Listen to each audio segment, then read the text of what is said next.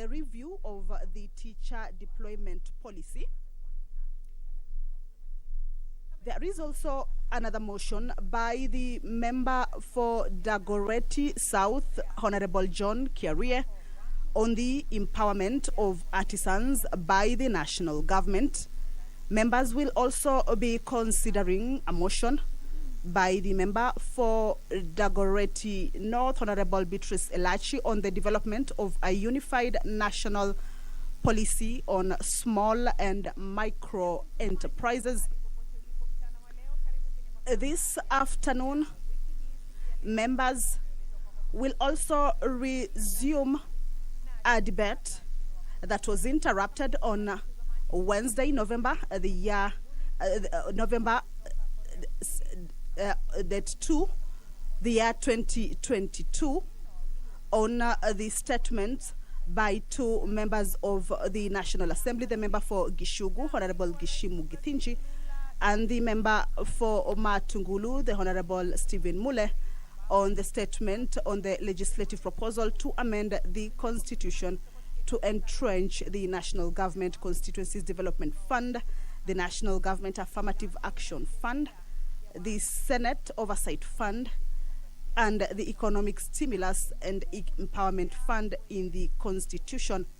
Remember, this debate kicked off on the afternoon of 2nd of November, the year 2022, and a debate on this particular legislative proposal by these two members will be continuing this afternoon. This particular legislative proposal seeks to ensure or seeks to amend the Constitution to ensure that four funds, in this case the National Government Constituency Development Fund, the National Government Affirmative Action Fund, the Senate Oversight Fund, and the Economic Stimulus and Empowerment Fund, is or are entrenched in the Constitution. On the National Government Constituencies Development Fund, members are seeking that there is established the National Government Constituency Development Fund, which shall be a national government fund consisting of monies of an amount of not less than 5% of all the national government's share of revenue, as divided by the Annual Division of Revenue Act enacted pursuant to Article 218. So this debate on these funds that members are seeking to have them entrenched in the law, in the Constitution, this particular debate will continue this afternoon. On the motion by Honorable Titus Kamala, the mover of this motion says that aware that education is a key enabler of national development and realization of Kenya's Vision 2030 and their sustainable development goals, appreciating the invaluable role that teachers play in actualizing the national goals of education, noting that a conducive working environment for teachers enhances performance, and recalling that the delocalization of teachers commenced in 2018 by the Teacher Service Commission immensely disrupted teachers' lives. So the member for Lurambi, Honorable Titus Kamala, in his motion review of the teacher deployment policy, will be seeking a number of issues to be acted upon. Will be seeking the House to resolve on a number of issues, such as immediately reverses the ongoing relocalization of teachers, among others. The Speaker of the National Assembly, Honorable Moses Wetangula, is in the chambers. He will be presiding over this afternoon sitting. I will now hand you over for this live broadcast that is brought to you by the Parliamentary Broadcasting Unit in partnership with the Kenya Broadcasting Corporation. My name is Kamche Menza. Good afternoon. Waheshimiwa na tuombe. Ewe Mwenyezi Mungu, ambaye kwa hekima na wema wako umeteua nyadhifa za viongozi na mabunge kwa ustawi wa jamii na utawala wa haki wa wanadamu, tukusihi ututazame kwa neema nyingi sisi watumishi wako ambao umeridhika kutuita ili tutekeleze shughuli muhimu za jamhuri yetu. Twakuomba uteremshie baraka zako sisi tuliokuwa tutanika hapa, na utujalie tuyatende na kufikiria mambo yote yatakayofikishwa mbele yetu kwa njia ya haki na uaminifu, ili utukufu na sifa zako ziendelezwe, na ili kustawisha amani, ufanisi na heri ya nchi yetu, na wale ambao haja zao umezikabidhi mikononi mwetu. Amen. Karibu tena mtazamaji, unaendelea kutazama makala haya yanayoletwa kwako kwa ushirikiano wa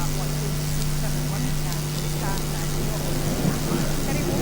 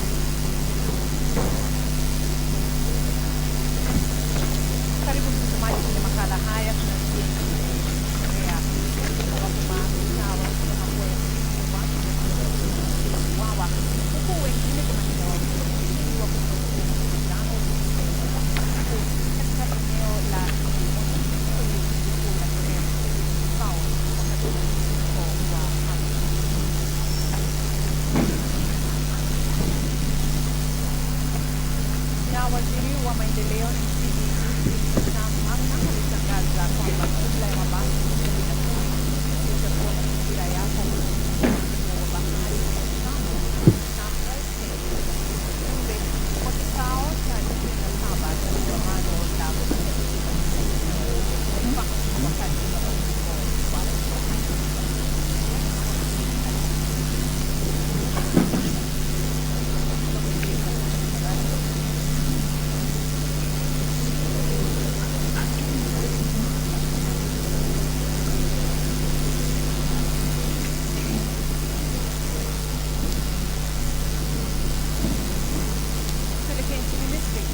waziri wa maendeleo ya mifumo alitangaza kwamba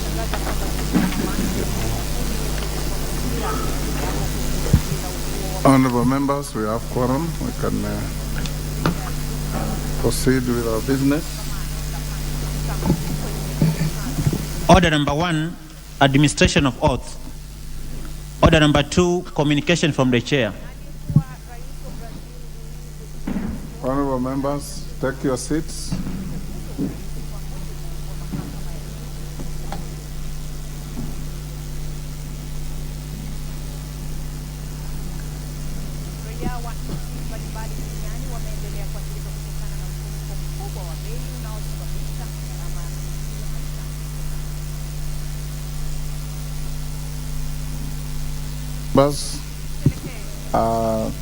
When the chair obliges you to take your seats, which it is not supposed to do, I would advise that you take the nearest available seat so that you do not interrupt our communication. Then you can move to where you ordinarily sit after the communication. Honorable members, take your seats.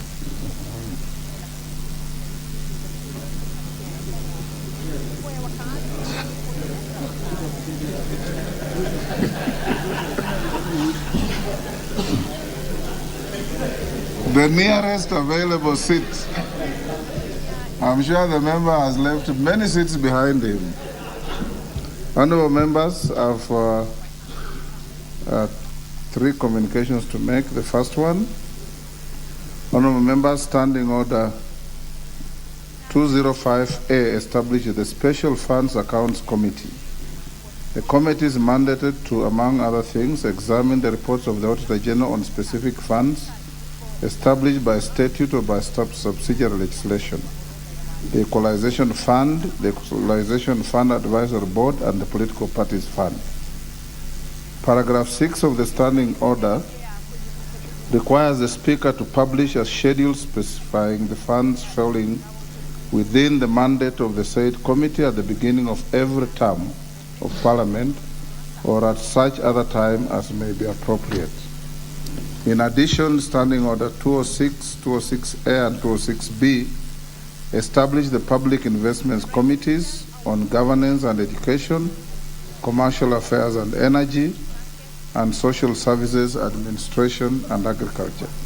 Similarly, honorable members, the Speaker is required under the standing orders establishing these 3 audit committees to issue schedules specifying the state corporations falling within the mandate, each committee at the beginning of every term of Parliament or at such other time as may be appropriate. In this regard, honorable members, I wish to notify the House that today I have issued the required schedule specifying the funds falling within the mandate of the Special Funds Accounts Committee and the state corporations to whose audit reports are to be examined by the 3 Public Investments Committees. I have also authorized the Clerk of the National Assembly to publish the schedules on the parliamentary website and to circulate them to the chairpersons of the committees for the convenience of members. Second communication, honorable members, pursuant to the provision of Standing Order 42.4 relating to the messages received from a Cabinet Secretary, I wish to convey to the House that I have received a message from the Cabinet Secretary for Defense. In the message, the Cabinet Secretary is requesting the House to consider and approve the rapid deployment of Kenya Defense Forces personnel to the East African Community Regional Force to the Republic of Congo, ESCARF DRC, for peacekeeping operations, pursuant to the provisions of Article 248A of the Constitution and Section 18C and 36(2)A of the Kenya Defense Forces Act 2012. Honorable members, the matter now stands committed to the Departmental Committee on Intelligence and Foreign Relations for consideration. The third communication, honorable members, this relates to a message from His Excellency the President on nomination of appointments to the offices of Principal Secretaries. Honorable members may take their seats.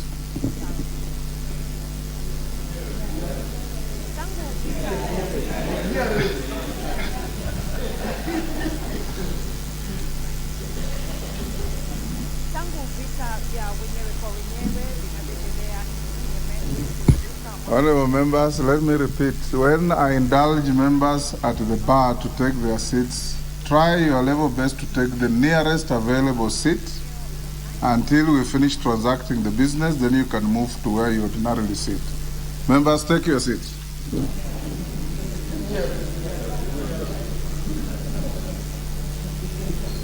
Order, member.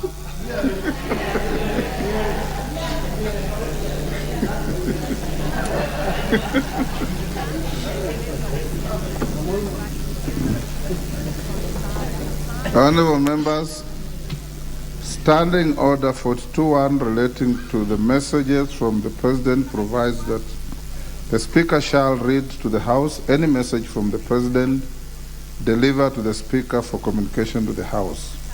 For clarity, Article 132.2d states that the President shall nominate and with approval of the National Assembly appoint Principal Secretaries. In this regard, honorable members, I wish to convey the following message from His Excellency the President regarding nomination of various persons for appointment as Principal Secretaries.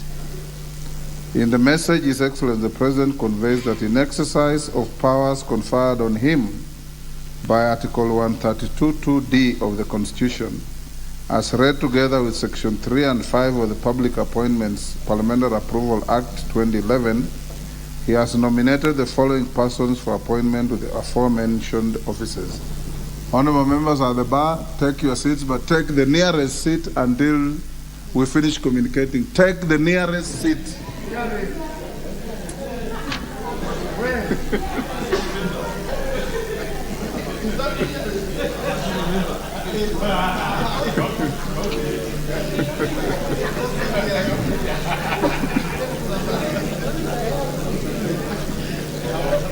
I think I'll require the clerk to communicate to every individual member that this courtesy should be exercised without disrupting our business. Let me repeat. In the message, His Excellency the President conveys that in exercise of powers conferred on him by Article 132(2)(d) of the Constitution, as read together with Section 3 and 5 of the Public Appointments Parliamentary Approval Act 2011, he has nominated the following persons for appointment to their first mentioned offices. Number 1, Julius Korir, State Department for Cabinet Affairs, Office of the Deputy President. Teresia Mbaika Malokwe, State Department for Devolution, Office of the Deputy President. Number 3, Esther Ngero, State Department for Performance and Delivery Management, Office of the Prime Cabinet Secretary. Number 4, Aurelia Rono, State Department for Parliamentary Affairs, Office of the Prime Cabinet Secretary. Number 5, Raymond Omolo, State Department for Interior and National Administration, Minister of Interior and National Administration. 6, Caroline Nyawira Morage, State Department for Correctional Services, Minister of Interior and National Administration. 7, Ambassador Professor Julius Bitok, State Department for Citizen Services, Minister of Interior and National Administration. 8, Dr. Chris Kipto, the National Treasury and Economic Planning.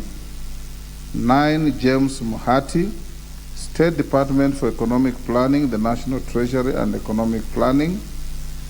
10, Patrick Mariro, Defense.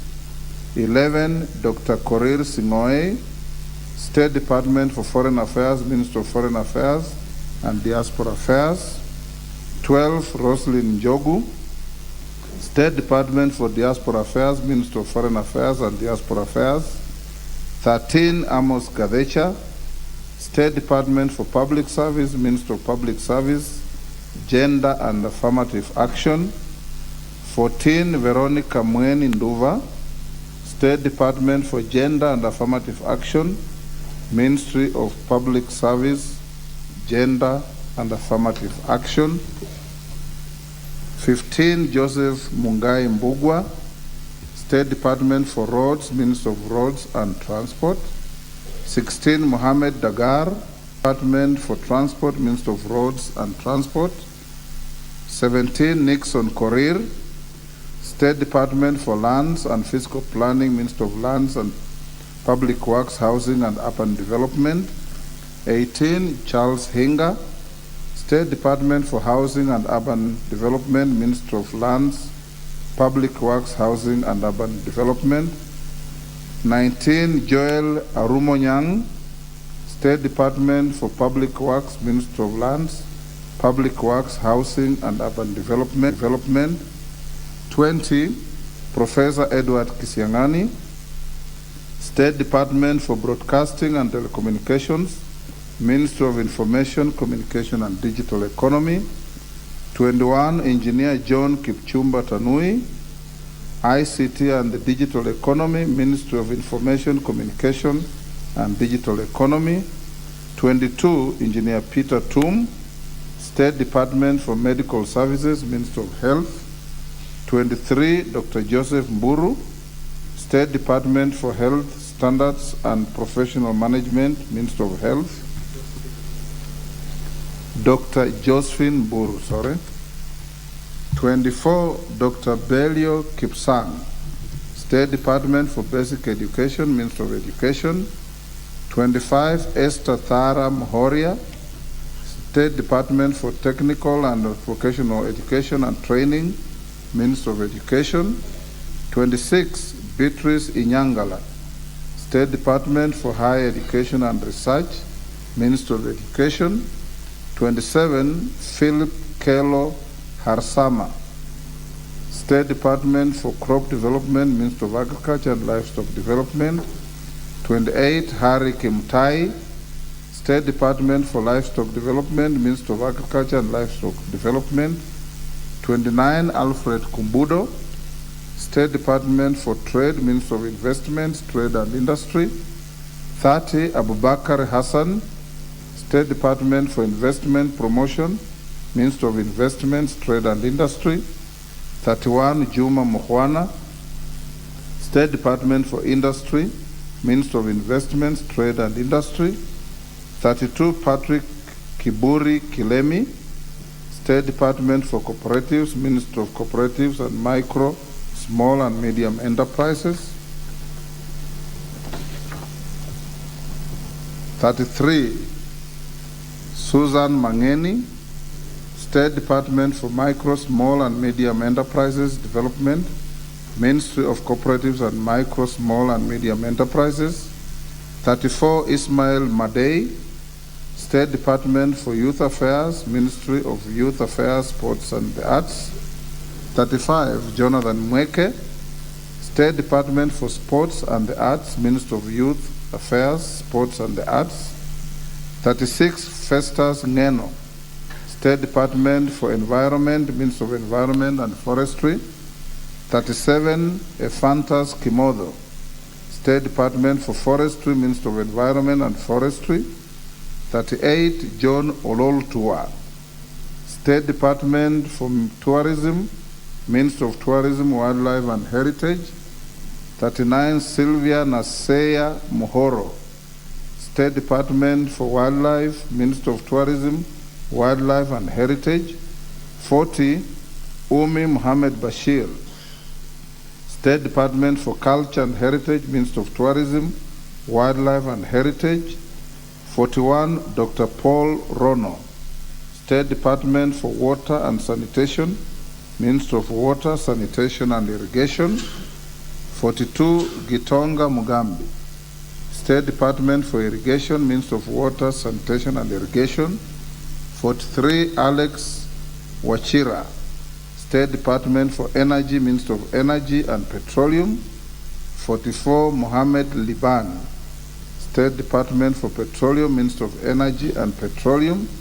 45, Geoffrey Kaituko, State Department for Labor and Skills Development, Ministry, Labor and Social Protection. 46, Joseph Mugosi Mutavi, State Department for Social Protection and Senior Citizens Affairs, Ministry of Labor and Social Protection. 47, Abdi Dubat, State Department for East African Community Affairs, Ministry of East African Community, the ASALs and Arid Development.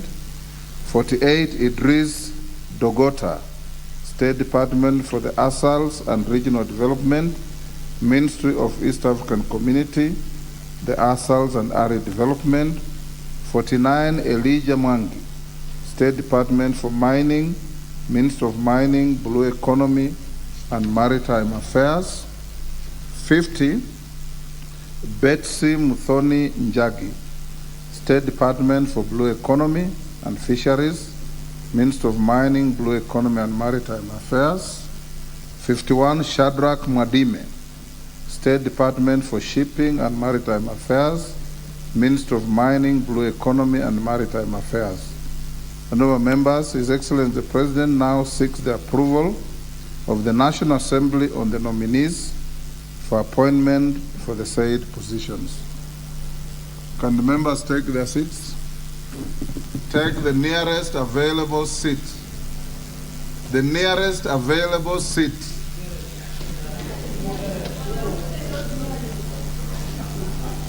Honorable Kello, I'm sure you understand what the nearest available seat means. There are so many seats at the back there. Honorable members, in accordance with the provision of Standing Orders 45(1), which requires that upon receipt of notification of nomination for appointment, such nominations stand committed to the relevant departmental committees for consideration. Therefore, the names of the nominees are hereby referred to the respective departmental committees as follows. 1, Administration and Internal Affairs, Julius Korir, Teresia Mbaika Malokwe, Esther Ngero, Aurelia Rono, Raymond Omolo, Caroline Nyawira Murage, Ambassador Professor Julius Bitok, Amos Kadecha, Veronica Mweni Nduva. Agriculture and Livestock, Philip Kelo Harsama, Hari Kimtai. Blue Economy and Irrigation, Dr. Paul Rono, Gitonga Mugambi, Elijah Mwangi, Betsy Mudoni Njagi, Shadrach Mwadime. Communication, Information and Innovation, Professor Edward Kisiangani, Engineer John Kipchumba Tanui. Defense, Intelligence and Foreign Affairs, Dr. Korir Singoe, Roslyn Njogu. Education, Dr. Belio Kipsang, Esther Tara Mohoria, Beatrice Inyangala. Energy, Alex Wachira, Mohamed Liban. Environment, Forestry and Mining, Festus Ngeno, Ephantas Kimodo. Finance and National Planning, Dr. Chris Kipto, James Muhati.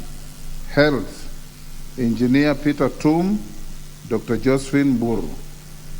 Housing, Urban Planning and Public Works, Charles Hinga, Joel Arumonyang. Labor, Geoffrey Kaituko. Lands, Nixon Korir, Charles Hinga, Joel Arumonyang. Is that repeated? That is repeated. The clerk will sort out. Regional Development, Abdi Dubat, Idris Dogota. Social Protection, Josephine Mugosi Mutavi. Sports and Culture, Ismail Madei, Jonathan Mweke, Umi Muhammad Bashir. Tourism and Wildlife, John Ololutwa, Sylvia Nasei Muhoro.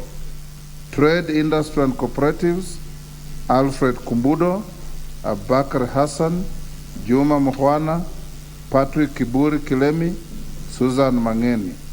Transport and Infrastructure, Joseph Mungai Mbugwa, Mohamed Dagar. Honorable members, Section 8 of the Public Appointments Parliamentary Approval Act requires the National Assembly to consider such nominees within 28 days. For clarity, honorable members, and to enable the House conclude this exercise, I direct the Clerk of the National Assembly to take the necessary action by notifying the nominees and the general public by placing an advert in the daily newspapers of national circulation and the parliamentary website of the time and place of holding the approval hearings tomorrow, Friday, 4th November 2022, following which the vetting hearings should commence on Monday, 14th November 2022, and end by Friday, 18th November 2022. Thereafter, the departmental committees should table their reports in the House not later than Thursday, 24th November 2022, in order for the House to consider the nominees within the statutory timelines. I thank you.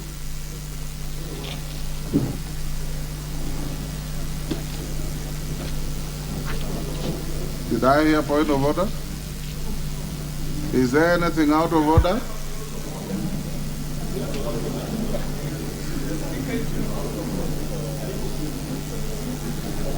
What is the point of order, honorable member?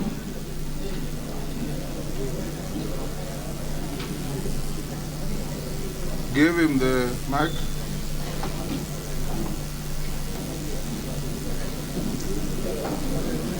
Can you, clerk, you have the mic? Yeah, Mr. Speaker, I would like to get clarity. Is that Honorable Kamket? Yes, sir. Yes. This is Honorable Kamket, member for Tiati.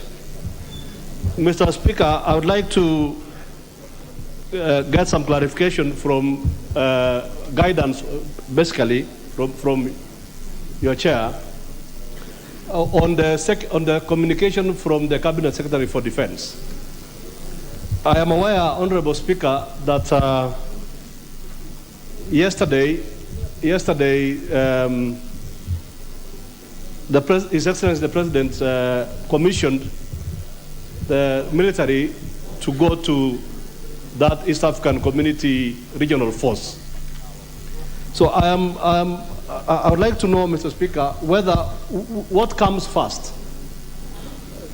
Does because the officers were commissioned yesterday, and the Cabinet Secretary has communicated today.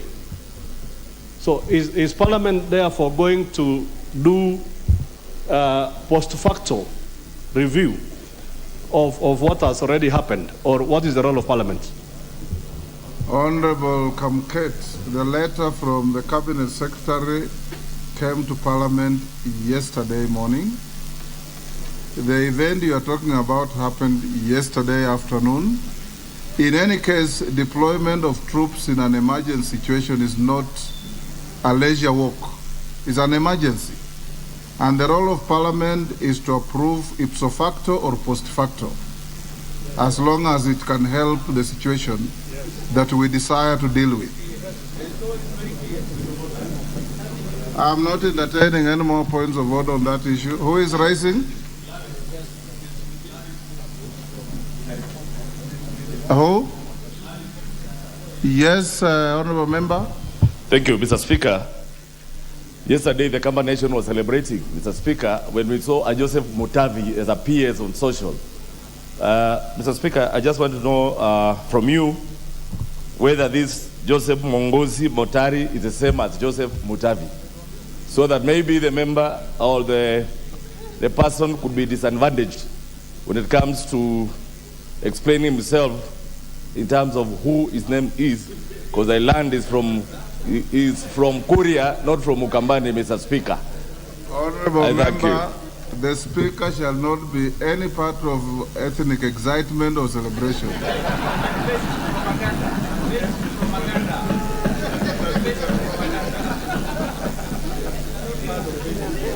Next order.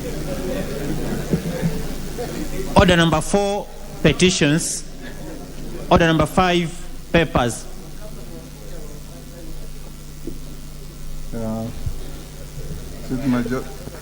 Majority Leader.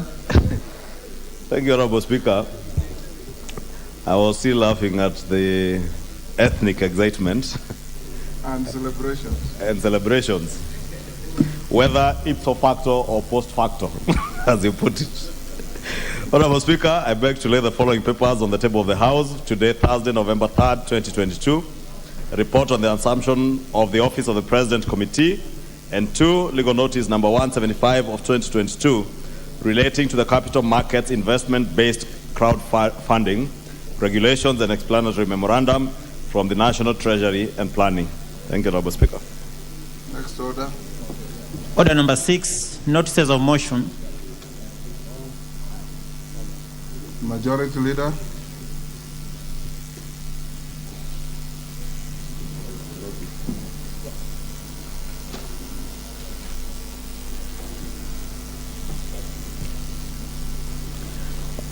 Honorable Speaker, I beg to give notice to the following motion, that pursuant to Article 5 of the Protocol of the Treaty, to the Treaty establishing the African Economic Community and relating to the Pan-African Parliament, this House approves the appointment of the following members of Parliament to the Pan-African Parliament. 1, the Honorable Rehab Mukami Washira, MP. 2, the Honorable Joseph Kalasinga Majimbo, MP. 3, the Honorable Esther Modoni Pasaris, MP, OGW. 4, Senator Professor Margaret Kamar, EGH, MP. And 5, Senator Danson Mungatana, MGH, MP. Thank you, Honorable Speaker. Next order. Honorable members, I draw your attention to the supplementary order paper that has been circulated, and that is the order of business of the day. Order number 7, questions and statements. There is a question by the member for, is it Kamkunji? Yes, a member for Kamkunji. Is he in the House? Yes, go ahead. Thank you, Mr. Speaker, for the opportunity. In fact, mine is a statement Is a statement. Go ahead. regarding the threatened ban on the sale of Mitumba clothes. Honorable Speaker, pursuant to Standing Order 44.2c, I wish to request for a statement from the chairperson of the Department Committee on Trade, Industry and Cooperatives regarding remarks made by the Cabinet Secretary for Trade, Investment and Industry on the threatened ban of the sale of Mitumba clothes in the country during the Changamuka Shopping Festival held at KICC on Tuesday, November the 1st. Honorable Speaker, about 2 million people, Kenyans, are dependent on the second-hand clothing industry for their everyday livelihood. And these people are very concerned by the threat made by the Cabinet Secretary, which would affect the Cabinet Secretary contradict the ruling party manifesto of the bottom-up economic model that is targeted in empowering ordinary Kenyans financially so that the country can generate taxes to spur the economy. Honorable Speaker, in the recent past, there has been unnecessarily overwhelming and negative focus on Mitumba trade. While building the capacity of our local textile our economy, this should not be done at the expense of trades that are doing very well and are employing large number of our population. A trade whose value now is 18 billion shillings a year. This is a trade that generates profits to the traders. It is a trade that pays for the employment of thousands of Kenyans, and it's a trade that makes millions of shillings in terms of state revenue. I therefore want to know, against this background, to get a statement from the chairperson of the Department Committee on Trade, Industry and Cooperatives, a clarification from the ministry on the current position of this critical trade in the country. Number two, what plans has the ministry put in place to ensure that the Mitumba trade is not interfered with, and that the traders can be assured that there is no intention of interfering, restricting and banning this trade? I want to say, Mr. Speaker, that the CS's utterances has caused considerable disquiet, agony and stress among the millions of the people who depend on this trade, in particular the traders from Kikomba market in my constituency, which is the epicenter of this important trade. This community is already suffering from the ravages of the economy. It is affected by the growing cost of living and the frequent fires. I therefore condemn the utterances of the cabinet minister. It has caused them a lot of agony and stress, and these hard-working people want to be assured. Mr. Speaker, it appears as if there is a disconnect between the cabinet secretary's brain and his mouth. There is a loose screw that needs to be fixed before it affects our economy and the well-being of our community. And therefore I ask... Honorable Member, those additional jibes are not in your statement. And when the Speaker approves the statement, it's approved to be read as is. Thank you, Mr. Speaker. I can see you are now on a tirade against the minister. I am wondering, because of the suffering of the people from my constituency who are hard-working, honest Kenyans. They are paying for his salary. He should Honorable be careful. Member, it is not a debate. Just read your statement when you finish. Thank you. Yes. Mr. Speaker, I wonder whether the Cabinet Secretary has communicated with his agriculture counterpart, because otherwise he would have known how bad the state of our cotton industry is.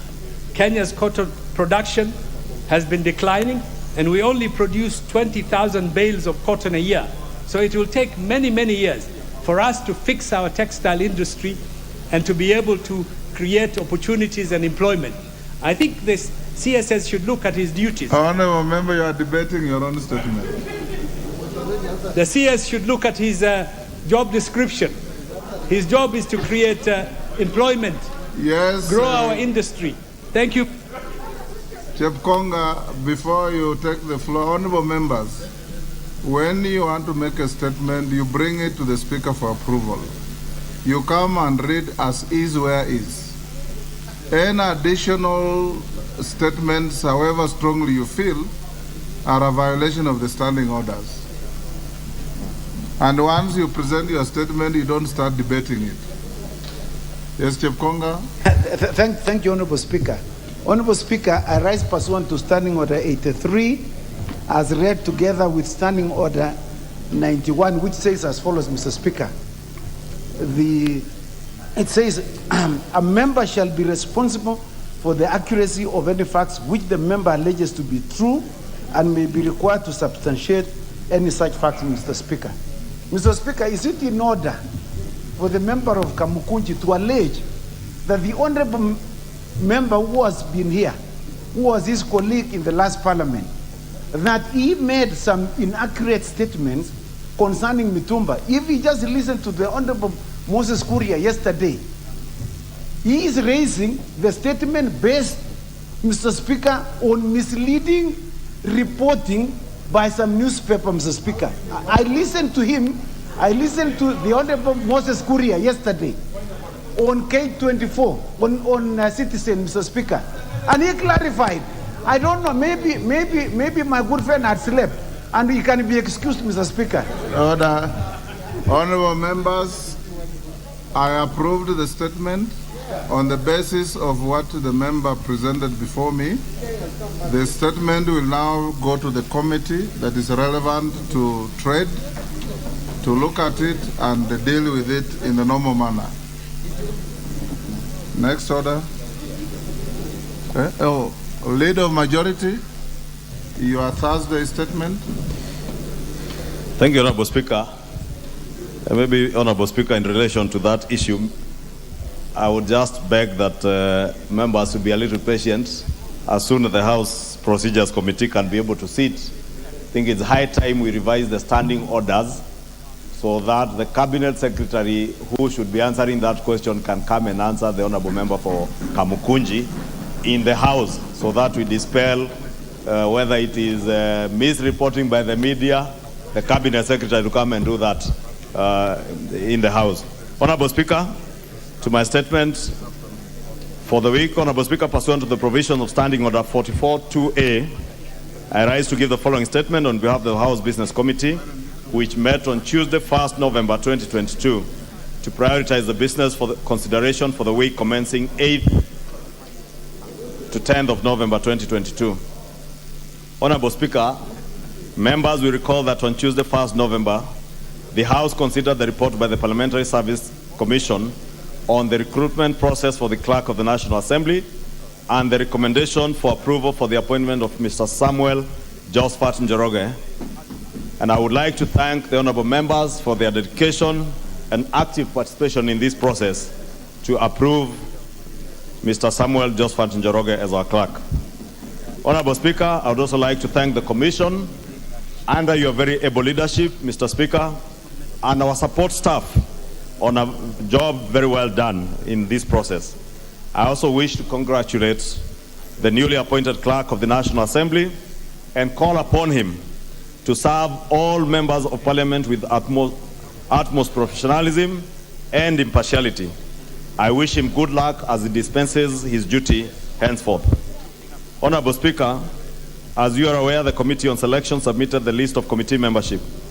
However, it was noted that several members had expressed concerns about committee membership. And Honorable Speaker, I wish members would listen, because the leadership, both in the minority and the majority, have a barrage of requests from members. And following the concerns raised on committee membership, I wish to inform members that both the leader of the minority party and myself, together with the Committee on Selection, are in the process of harmonizing and exploring ways of accommodating members' concerns. I wish to commend the committees that have already successfully concluded the election of chairpersons and request those that haven't expedited this process to expedite the process so that the House can conduct its business in earnest. Honorable Speaker, next week, the House will prioritize for debate the continuation of the debate on the adoption of the sessional paper number 3 on the National Action Plan on Business and Human Rights, and thereafter consider the legislative proposal to amend the Constitution sponsored by members. By the following honorable members: Honorable Stephen Mule and the Honorable Gishimu Githinji. Honorable Speaker, the House will also consider individual members' motions, amongst them the empowerment of artisans by the national government by the Honorable John Kiarie, MP for Dagoretti South, and the development of a unified national policy on small and micro enterprises by the Honorable Beatrice Elachi, MP, member for Dagoretti North. Honorable Speaker, the House Business Committee will convene again on Tuesday, 8th November 2022 to schedule the business of the coming week. I now wish to lay this statement on the table of the House. Thank you, Honorable Speaker. Honorable members, it's a further minor communication. Honorable members, I wish to inform the House that I'm in receipt of a letter from the leader of the majority party, the Honorable Kimani Ichung'wah CDS MP, seeking deferment of the election of chairperson and vice chairperson of the Select Committee on National Cohesion and Equal Opportunity scheduled for tomorrow, Friday, 4th November 2022. The request for deferment arose from a consultative meeting between leaders of the majority and minority parties on the need to allow for further consultations and to permit more interested members to submit their candidature for election as the chairperson or vice chairperson to the said committee. To this end, the leader of the majority now seeks deferment of the elections to take place on Tuesday, 8th November 2022. Having acceded to the request, I order that the election of chairperson and vice chairperson of the Select Committee on National Cohesion and Equal Opportunity stands deferred to Tuesday, 8th November 2022. The Director Audit, Appropriations and other select committees is directed to designate and notify members of the place and time for the said election. The House is accordingly guided.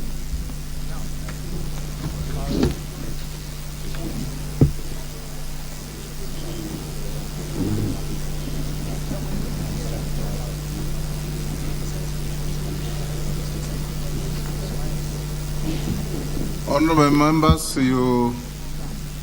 as we go to the next order, we will deal with the procedural motion at order number 8, put the question on order number 9, deal with the short motion at order number 10, and go back to the CDF issue as brought in a pre-publication form of the Constitution Amendment Bill by the Honorable Mule and Gishimo. Yes, Honorable. No, it is good to go on record. No, this is a house of record and rules. I was rather ambushed by your communication, which arose from the request from the Honorable Leader of Majority on the deferment of the elections of that committee, the Committee on Cohesion. Mr. Speaker, earlier on, I was advised by my members in the committee, and I confirmed this with the office of the director responsible for these committees, that indeed the window for returning nomination papers had closed yesterday, and therefore the committee was set to go for elections tomorrow. So, firstly, that request is not out of any consultation between me and the Honorable Ichung'wah, because the information I had initially before I came here was that the committee was set for these elections, and therefore I had no reason or basis to ask for deferment. But more importantly, the Speaker, is that one of the members in that committee, that is Honorable Martin Owino, who had applied to run for the position of vice chair, has just confirmed to me here that he did return his papers, and he was the sole candidate in that election. So therefore, this new development could end up causing problems, firstly in terms of procedures, but more importantly, it would disenfranchise, or it would actually prejudice the Honorable Martin Owino. Because as we sit here, he was happy and convinced that he is the sole candidate and he was going to be elected unopposed. So it calls for further clarification so that we don't seem to change goalposts. Yeah, thanks, yeah. I direct the Honorable Majority Leader and the Minority Leader to consult on this matter. Yes. Yes, Majority Leader. In fact, Honorable Speaker, my apologies to the Leader of Minority, because I had indeed consulted with part of the leadership on the minority, and the Leader is aware that we had issues even with the PIC committees, similar issues that we needed to realign and which we deferred. Therefore, Honorable Speaker, I will be consulting with him. I could not be able to reach him this morning.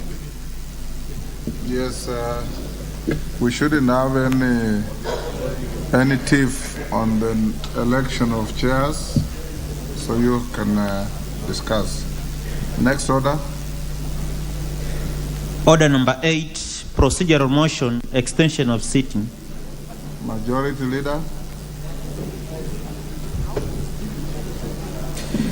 Honorable Speaker, I beg to move that pursuant to the provisions of Standing Order 33 and notwithstanding the provisions of Standing Order 97(1) on limitation of debate on motions, this House resolves to extend its sitting time today, Thursday, 3rd November 2022, until 9 p.m. Honorable Speaker, members will appreciate that today being Thursday, the House is supposed to rise at 7 p.m. However, Honorable Speaker, as at the time the House adjourned last night, we had about 60 members who had made requests to make their contributions on the statement on the proposal to amend the Constitution on the NGCDF Act and GAF. And Honorable Speaker, I have received very many representations from members from across the political divide requesting that we allow them time to be able to have their say on this particular issue that came to us through the Honorable Mule and Honorable Gishimu. And therefore, Honorable Speaker, you see, ordinarily on Thursdays, you will not find very many members sitting in the House, and it is the interest that this motion this particular statement has generated that has necessitated this procedural motion for us to allow a little bit more time, an extra 2 hours. You can imagine if people were to speak for 5 minutes, Honorable Speaker, we may not have enough time for everybody who wants to speak on this particular issue on NGCDF. And Honorable Speaker, we appreciate that NGCDF, the National Government Action Fund, and even the Senate Oversight Fund are important funds for the country. And as many people are contributing, not to members of parliament, but to the people we represent. And therefore, these members, as the people's representatives, really want to have their say on this particular issue. And I would really beg that we extend today's sitting to at least 9 p.m. It will be necessary again because you remember, honorable members, I've just read in the statement the business that we are lined up for next week, including other businesses like the communication the Speaker just made on the deployment of the military, the Parliament Service Commission. There is a lot of business lined up for next week, so it will only be fair that we conclude having our say on this matter today. I therefore beg to move and request the Honorable Deputy Chief Whip, Honorable Naomi Wako, to second. I second. Thank you. Members, I propose the question, which is that pursuant to the provisions of Standing Order 33, and notwithstanding the provision of Standing Order 97(1) on limitation of debate and on motions, this House resolved to extend its sitting time today, Thursday, 3rd November 2022, until 9 p.m. Is that the mood of the House?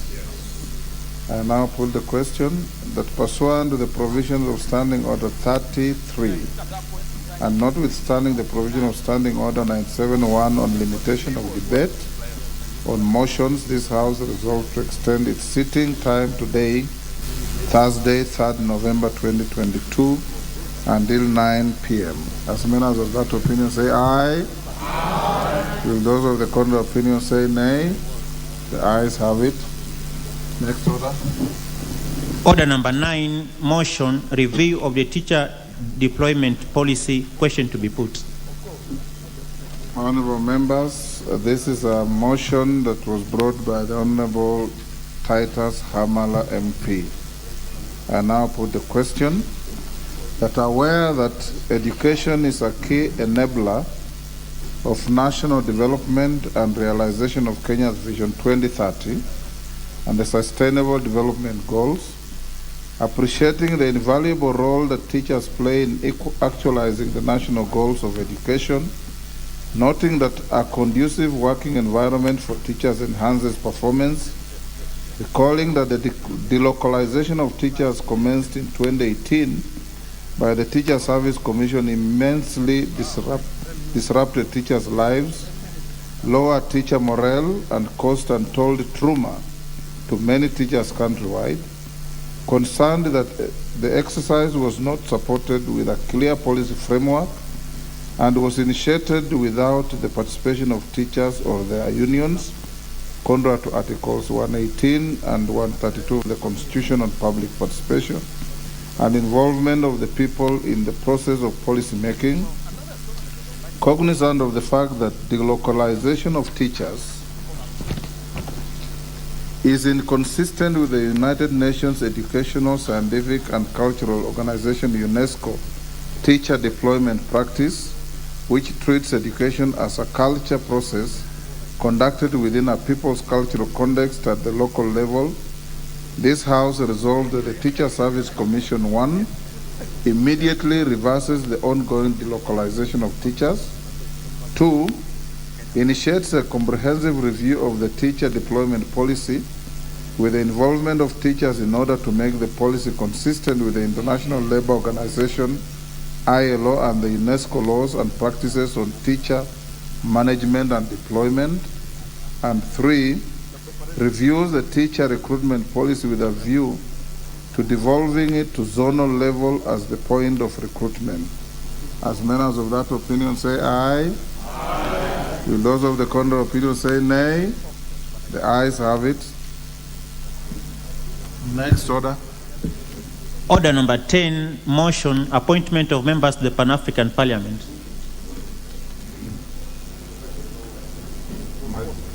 Majority Leader. Thank you, Honorable Speaker. And I beg to move that pursuant to Article 5 of the Protocol to the Treaty establishing the African Economic Community and relating to the Pan-African Parliament, this House approves the appointment of the following members of Parliament to the Pan-African Parliament. 1, the Honorable Rehab Mukami Wachira MP. 2, the Honorable Joseph Kalasinga Majimbo MP. 3, the Honorable Esther Mudhoni Pasaris OGW MP. 4, Senator Professor Margaret Kamar EGH MP. And 5, Senator Danson Mungatana MGH MP. Honorable Speaker, looking at this list, Honorable Speaker, you will see the need for representation from across the political divide, Honorable Speaker. That is where you will find members from both the minority and the majority, with the minority represented by Senator Kamar and the Honorable Esther Pasaris, who also represents the great county of Nairobi. Honorable Speaker, we've also endeavored to see that there is regional balance in terms of the areas where these members of parliament come from, and also party representation, including our non-parliamentary political parties. That's why you see the Honorable Danson Mungatana from UDA, the Honorable Joseph Kalasinga Majimbo from Ford Kenya. Honorable Speaker, this is pursuant to the objectives of the Pan-African Parliament, Honorable Speaker, which, when it was formed, intended to create a platform for people from all African states to be involved in discussions and decision-making on the problems and challenges facing the African continent.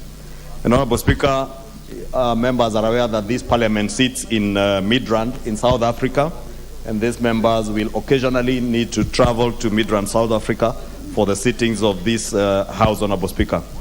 Honorable Speaker, rather than members being elected through universal suffrage by the people, it became customary that the Pan-African Parliament members are designated by parliaments or legislatures of their member states, and the members of their domestic legislatures, Honorable Speaker, and that is why we go through this process through such a motion to approve such nominees to go and represent the people of Kenya and definitely the greater people of the African continent, and speak to issues that are of concern to the people, not just the people of Kenya, but Africans at large, and engage on issues to do with economic development and integration of the continent. Honorable Speaker, I want to challenge the members, if approved this afternoon, the Honorable Mukami, the Honorable Kalasinga, the Honorable Esther Passaris, Senators Mungatana and Senator Margaret Kamar, to represent our country with honor, and both this House and the other House with honor whenever the House sits. Please articulate issues that are of concern, as I said, not just to the Kenyan people, but to Africans at large. We should be a continent and a people who should be proud of our own heritage, a people who have the determination and the zeal to develop our continent together. I would really want to encourage these members, Honorable Speaker, to engage our colleagues from the other countries in our region, especially on the question of the African Free Trade Area, those of our colleagues in the East African community, for us as an African continent to continuously open up our borders. We have a continent that has very huge potential, Honorable Speaker, with a young population, a very productive population, well educated in many countries in Africa, and therefore there are many opportunities that we can use through such legislatures to explore opportunities for jobs within our continent, Honorable Speaker, and even outside our continent, to be able to export labor to those other continents, like in the Far East and in the West, where there is a dwindling population of young, productive Kenyan, sorry, not Kenyans, but citizens, Honorable Speaker. It's only that now I'm accustomed to Kenya. But there are countries, especially in the West and the Far East, that their populations are increasingly aging, and the working population is dwindling. Whereas in Africa, in Kenya, in Africa, we have a huge depository of young people who are very educated with good skills. In our own country here, Honorable Speaker, we have young children, or rather young men and women, who have good skills, who speak English fluently, and therefore are able to easily and quickly access job opportunities in English-speaking countries, and even others in French-speaking and even Portuguese-speaking countries. Our young people in this country have learned this foreign language, and therefore we can explore opportunities, and it is through such fora like Pan-African Parliament that we can be able to bargain as a continent, even for opportunities in other continents for our people, and also to be able to develop our countries in our respective regions, be it through EAC, COMESA, and all the other regional blocks. And as I said, to open up our borders to ensure that we are all trading. We pride ourselves when, as a country, we say that our greatest or our largest bilateral trading partner, for instance, is Uganda. That is the way it should be. And the balance of trade between us and our regional partners and our regional neighbors should not be so huge. We should be able to export what we are able to export to Uganda. And for instance, at a time like this when we have drought, and probably Uganda, Zambia, Tanzania have maize, have other food crops that we could be able to export to them, import from them, Honorable Speaker. We are able to do that without unnecessary hindrances and barriers of trade. Honorable Speaker, I don't want to say much on this, and I want to request the Honorable Robert Mbui, the Deputy Leader of Minority and Member for Kathiani, to second as I beg to move. Thank you, Honorable Speaker. I second. That is all.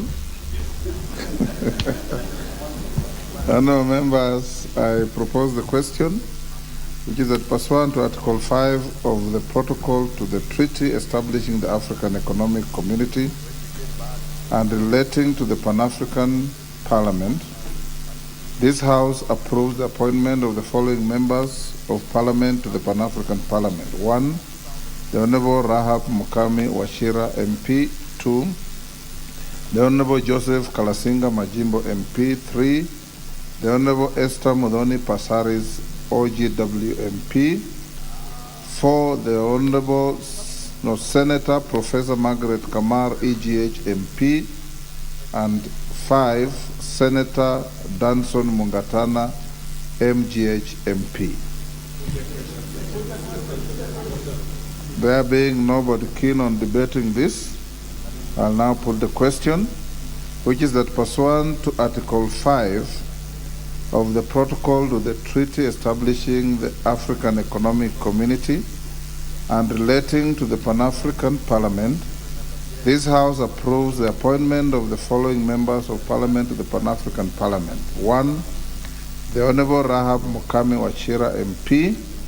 2, the Honorable Joseph Kalasinga Majimbo MP. 3, the Honorable Esther Mudhoni Pasaris OGW MP. 4, Senator Professor Margaret Kamar EGH MP. And 5, Senator Danson Mungatana MGH MP. As members of that opinion say aye.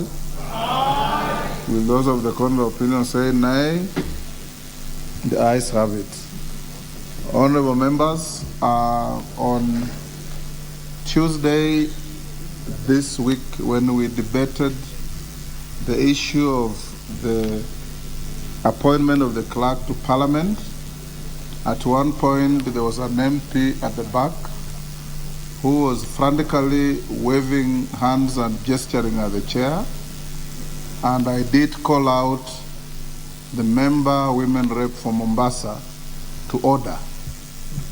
I have since learned that in fact the member who was looking disorderly, waving hands and gesturing, was the member women rep for Kwale and not Mombasa. The member for Mombasa has come to the Speaker's chamber and made the record clear that in fact her constituents were accosting her to ask why she should be rowed in the House. I did tender a regret to her and explain to her that both the two members are always heavily veiled, and it's very difficult to identify them with clarity and distinction. To the Honorable Member of Mombasa, the matter to which your name and your designation was mentioned is hereby ordered to be expunged from the Hansard. And the matter will be treated as if it was never said.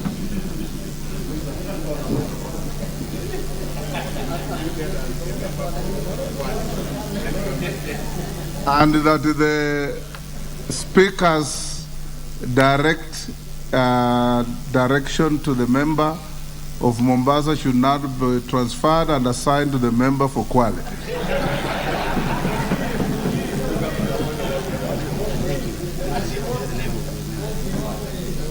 And the member for Kwale is called Masito Fatuma Hamisi.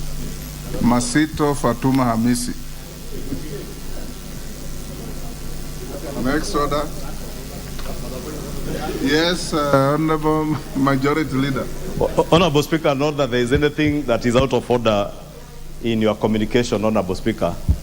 But members will remember, as we began this House, Honorable Speaker, even as we debated the question of the leader of majority and minority, we did, all of us, and I think even the Honorable John Buddy and the Honorable Pio Wandai, implored on members on the need to conduct ourselves with some decorum. And Honorable Speaker, the fact that you have taken your time as a Speaker to set the record straight on that issue, that it was the member for Kwale, not the member for Mombasa, should inform especially our new members on the need to conduct ourselves with decorum. That anything and everything you do on this floor is with the full view of cameras, and Kenyans are watching you. And there will be a price to pay for it, either before or at the time of your next election.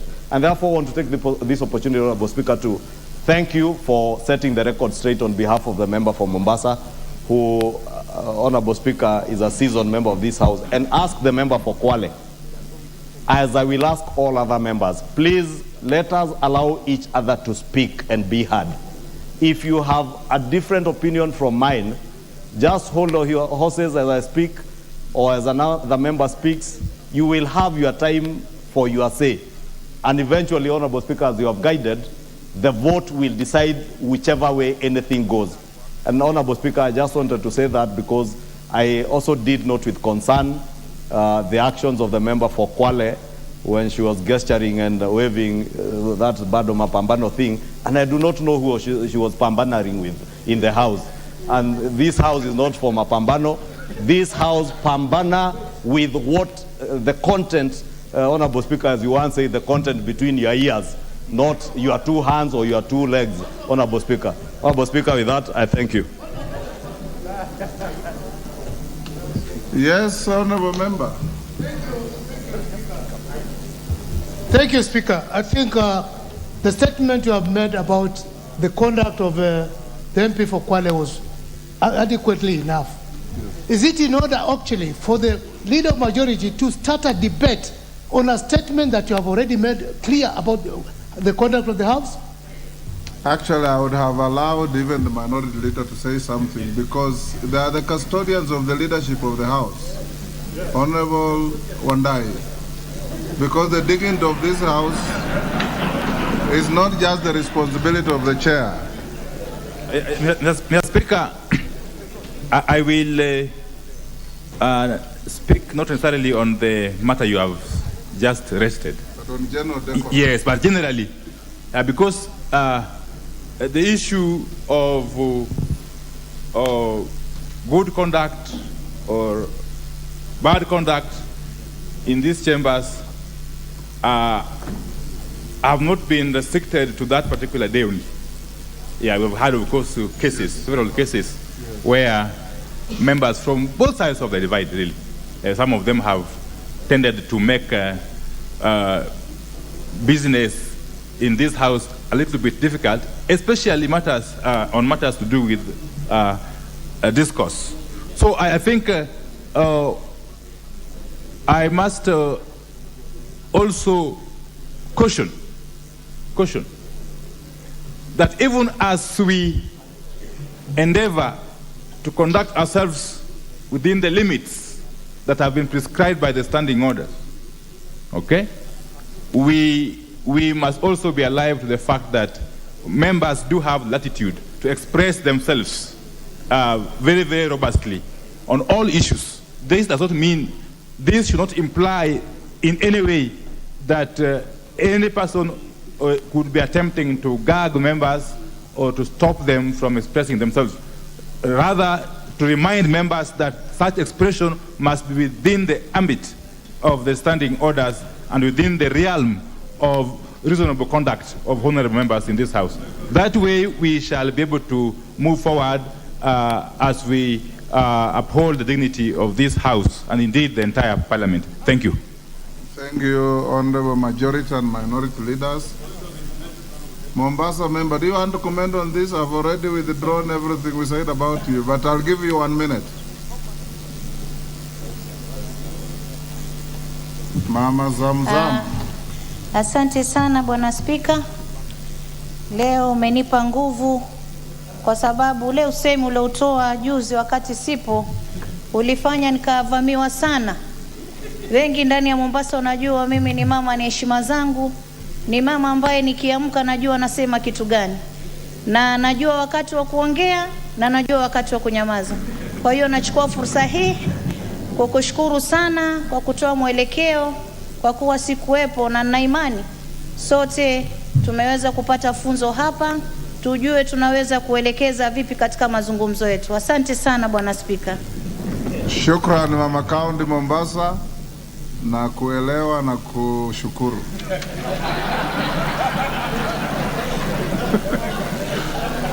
Next order. General debates on the legislative proposal to amend the Constitution under Standing Order 114.7a. Honorable members, we go back to the pre-publication debate on NGCDF and GAF, brought by Honorable Mule and Gishimo. We have a member who was on the floor, the member for Kericho Bitus Kemei, I want to encourage honorable members who have not made their maiden speeches that this is one clear opportunity for you to make your maiden speeches, and I will allow the chair to liaise with the whips. If the whips on either side, you have members who may not be on the screen but would wish to make their maiden speeches, you can approach the chair and we can give them some priority to make their maiden speeches. Honorable Beatrice Kemei, you have 4 minutes to go. Thank you, Mr. Speaker. First, allow me to congratulate you. I did that in your absentia, and I want to take this opportunity to support the motion of the debate concerning the legislative proposal to amend the Constitution to anchor the NGCDF and GAF Senate Oversight Fund, Economic Stimulus and Empowerment Fund in the Constitution. Mr. Speaker, it is necessary to understand the basis on which the drafters of the Act had in mind. We know that its sole intention was to iron out regional imbalances brought about by political patronage, and something that it has achieved immensely, Mr. Speaker. So far, I would say CDF, NGCDF and GAF has done so much. It has brought a lot of balance, and I believe that members of parliament who are present here know the much it has done. It has actually done. Mr. Speaker, sir, the impact that it has made is immense and cannot be swept under the carpet, Mr. Speaker, sir. And maybe to highlight just but a few. NGCDF, Mr. Speaker, in the education sector has seen many students through school, and I believe some of them are here. Those who come from humble backgrounds, they have received bursaries, Mr. Speaker, and even now many of our people, many of the students and even their parents are calling us, asking to be when the bursary would actually be dispersed for them to enable the students to be in school. So I would actually say that it has done so much. Not to forget, Mr. Speaker, the infrastructural facilities in schools.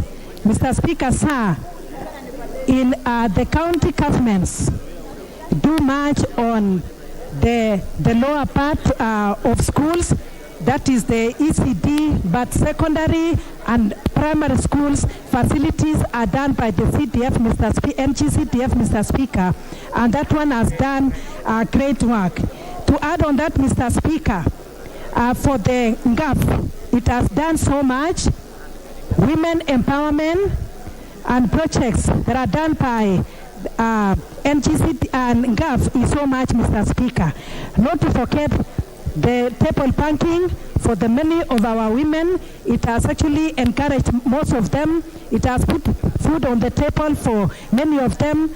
And Mr. Speaker, sir, that is the more reason I am supporting this motion, to make sure that we have more of these bursaries, we have more of the facilities, we have women empowered, we have the marginalized groups, Mr. Speaker, the vulnerable groups.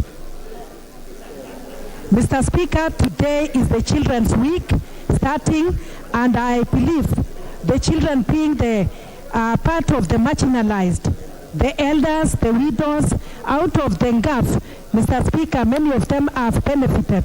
Not to forget the Mr. Speaker, sir, people living with disabilities or enabled otherwise, they have also benefited from the same.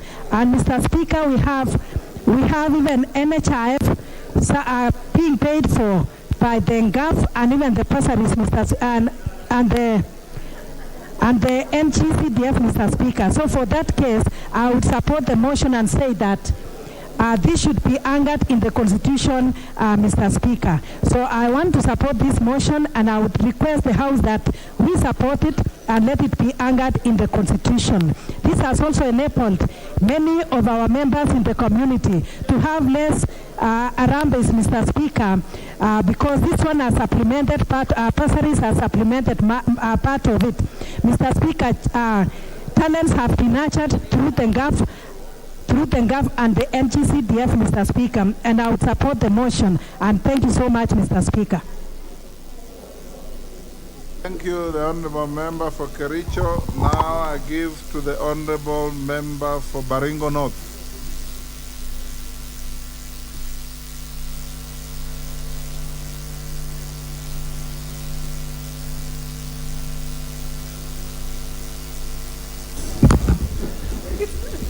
Thank you, Mr. Speaker. Thank you, Mr. Speaker.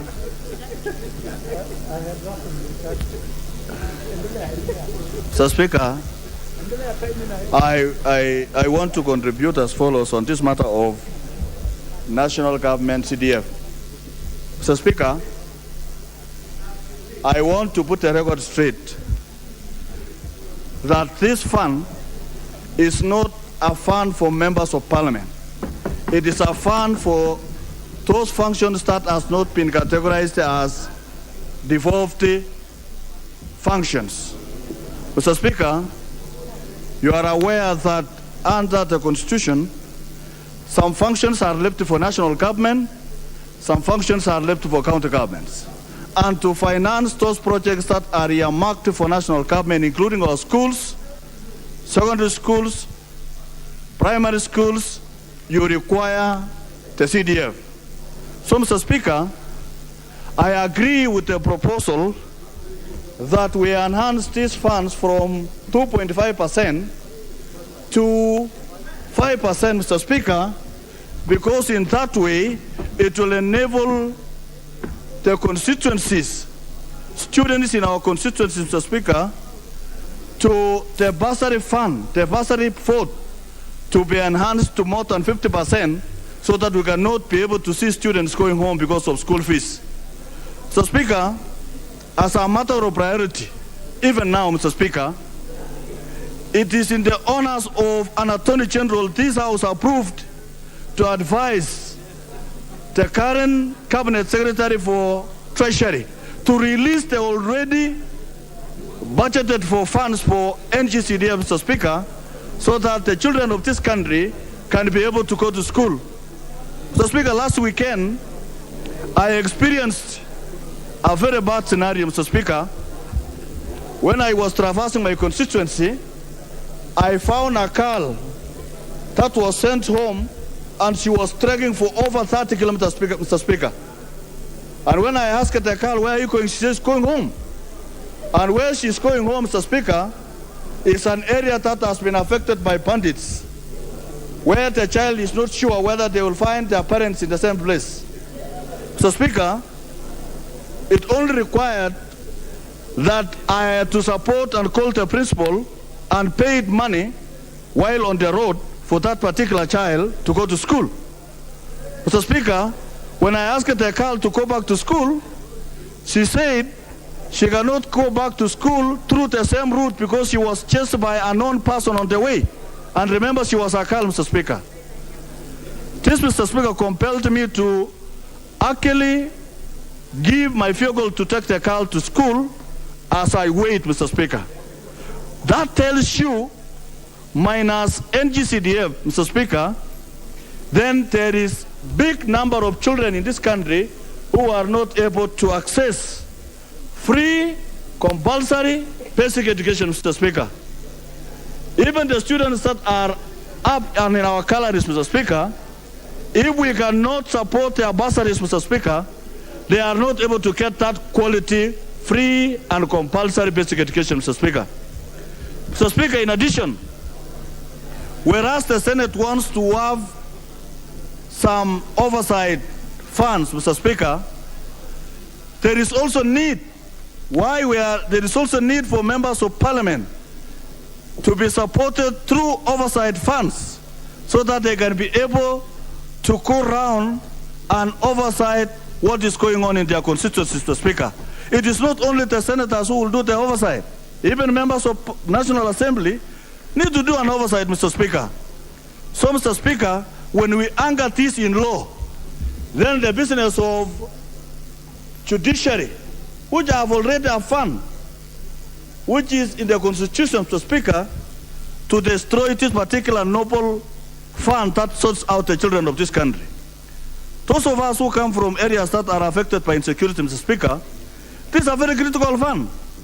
Remember, there is a child whose parents have lost all the animals, their parents have been killed, and this is the only fund that can support that particular children in our constituency, Mr. Speaker. So, Mr. Speaker, going forward on this particular matter, I want to thank the Honorable Member Mule and the Member Kithinji from Kishuku.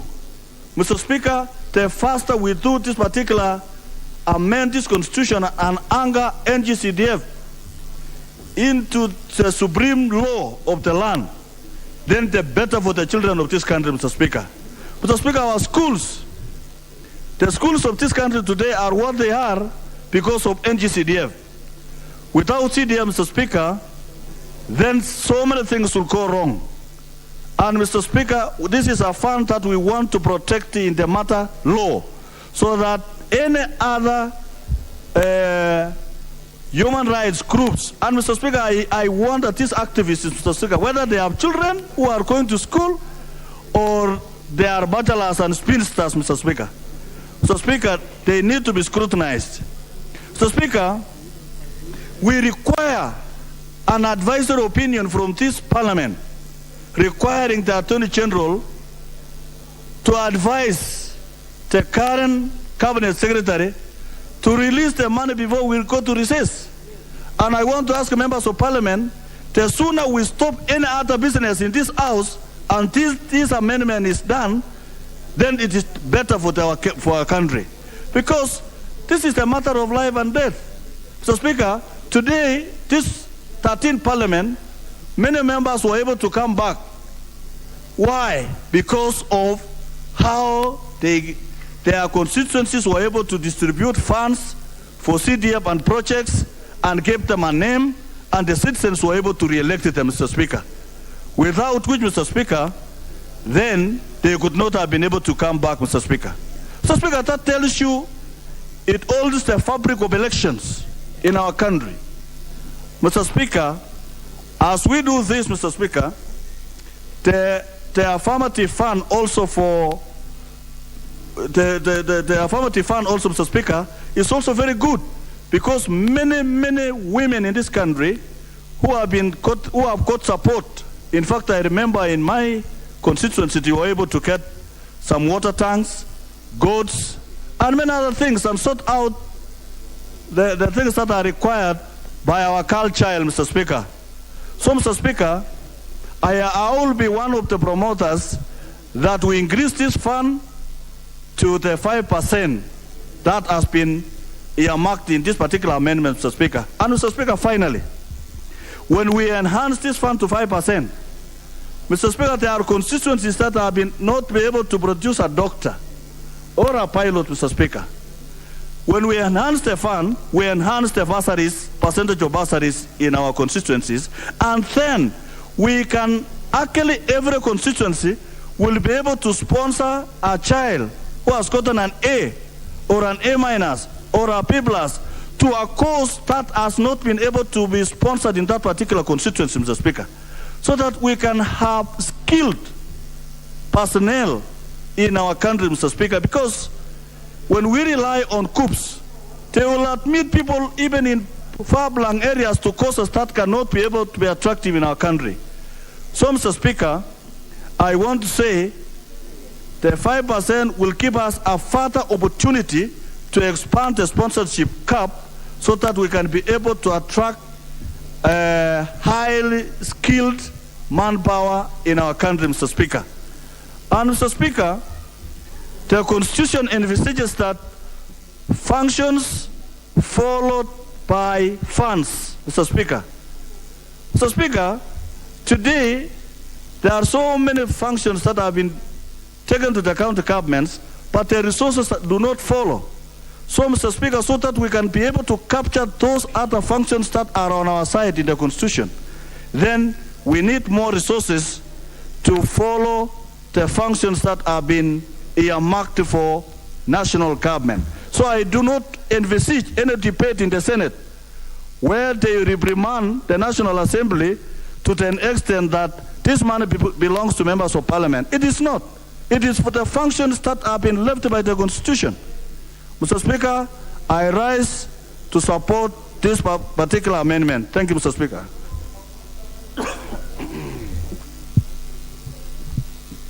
Very well.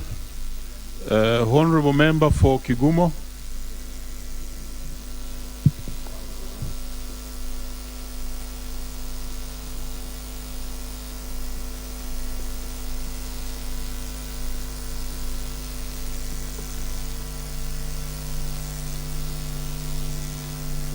Thank you, Mr. Speaker. Thank you, Mr. Speaker, for giving me this opportunity. I rise to support this legislative proposal by Honorable Gishimo and Stephen Mule. First is because we all know that currently very many students are at home. We are getting numerous calls from our constituents because they don't have bursaries, their kids are at home. And we are here and there is nothing we can do, which means that this is something that we need to entrench in the Constitution so that all parents are sure that their children have something that they can be able to get for school. We all know that NGCDF is not used by the MP, it's for the constituents. And other than bursaries and the rest, we also build classrooms and laboratories, we have libraries, and I rise to speak so that I support this motion or discussion so that we are able to have that fund in perpetuity. We have had issues of where we have incomplete classrooms, we have incomplete projects, and this must be completed, Mr. Speaker, so that we deliver on our mandate. We all know that one of the roles of a member of parliament is legislation. But also, our constituents look at what you've done and how you've been able to manage that kitty, and that assures you of either re-election or being sent home. So, this kitty should not be looked at as a kitty that is meant for the member of parliament. It is a kitty that is meant to help our constituents. It is a kitty that is meant to help our children. It is a kitty that is meant to help the less fortunate and those who are unable to be able to pay for school fees. And I am sure that very many parents have very bright children and they are at home and they'll continue being at home so long as we continue having this discussion about the NGCDF. We also would like it entrenched so that we do not have threats, Mr. Speaker, of this kitty being removed from being managed by the member of parliament because it is not our kitty. You are aware, Mr. Speaker, that we no longer have the development fees and people are not charged for development. We don't ask parents for money to build anything in schools. We have schools that have very bad toilets. We have schools that have bad classrooms.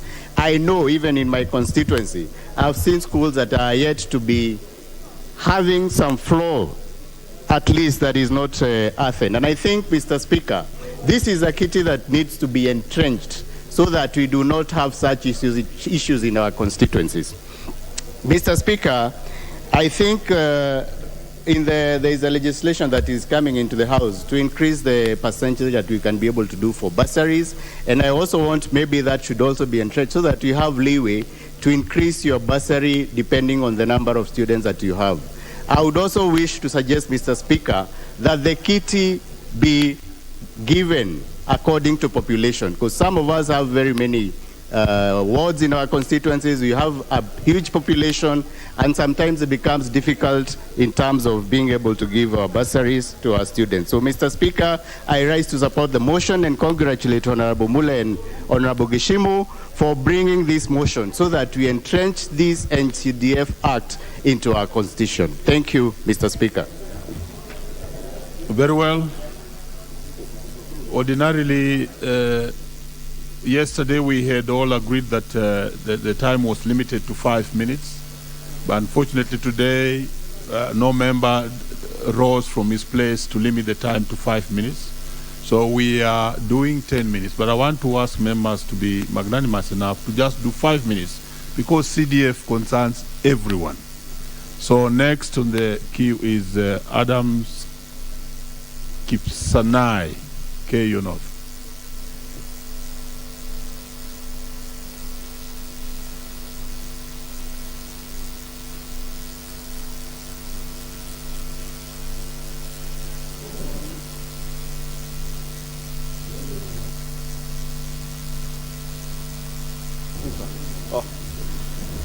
Thank you very much, Mr. Speaker, for giving me this opportunity. Mr. Speaker, I stand to support this motion because the matter that we are debating here is a matter of great concern, Mr. Speaker. CDF, Mr. Speaker, has been a great changer. It's been a life changer in our society, Mr. Speaker. Mr. Speaker, we have many professionals who they have today because of this kitty, Mr. Speaker. Some are teachers, some are doctors, and some are engineers. Mr. Speaker, many people in this country are worried because they are not even sure of their education next year, Mr. Speaker. So I support that we must protect this kitty in the law so that when counties are receiving their money, also constituencies are receiving CDF to push their constituencies development-wise and other engagements, Mr. Speaker. Mr. Speaker, CDF has been supporting infrastructure in schools. In my constituency, we have constructed Kenya Medical Training College, Mr. Speaker. And Mr. Speaker, we have students close to 2,000 now.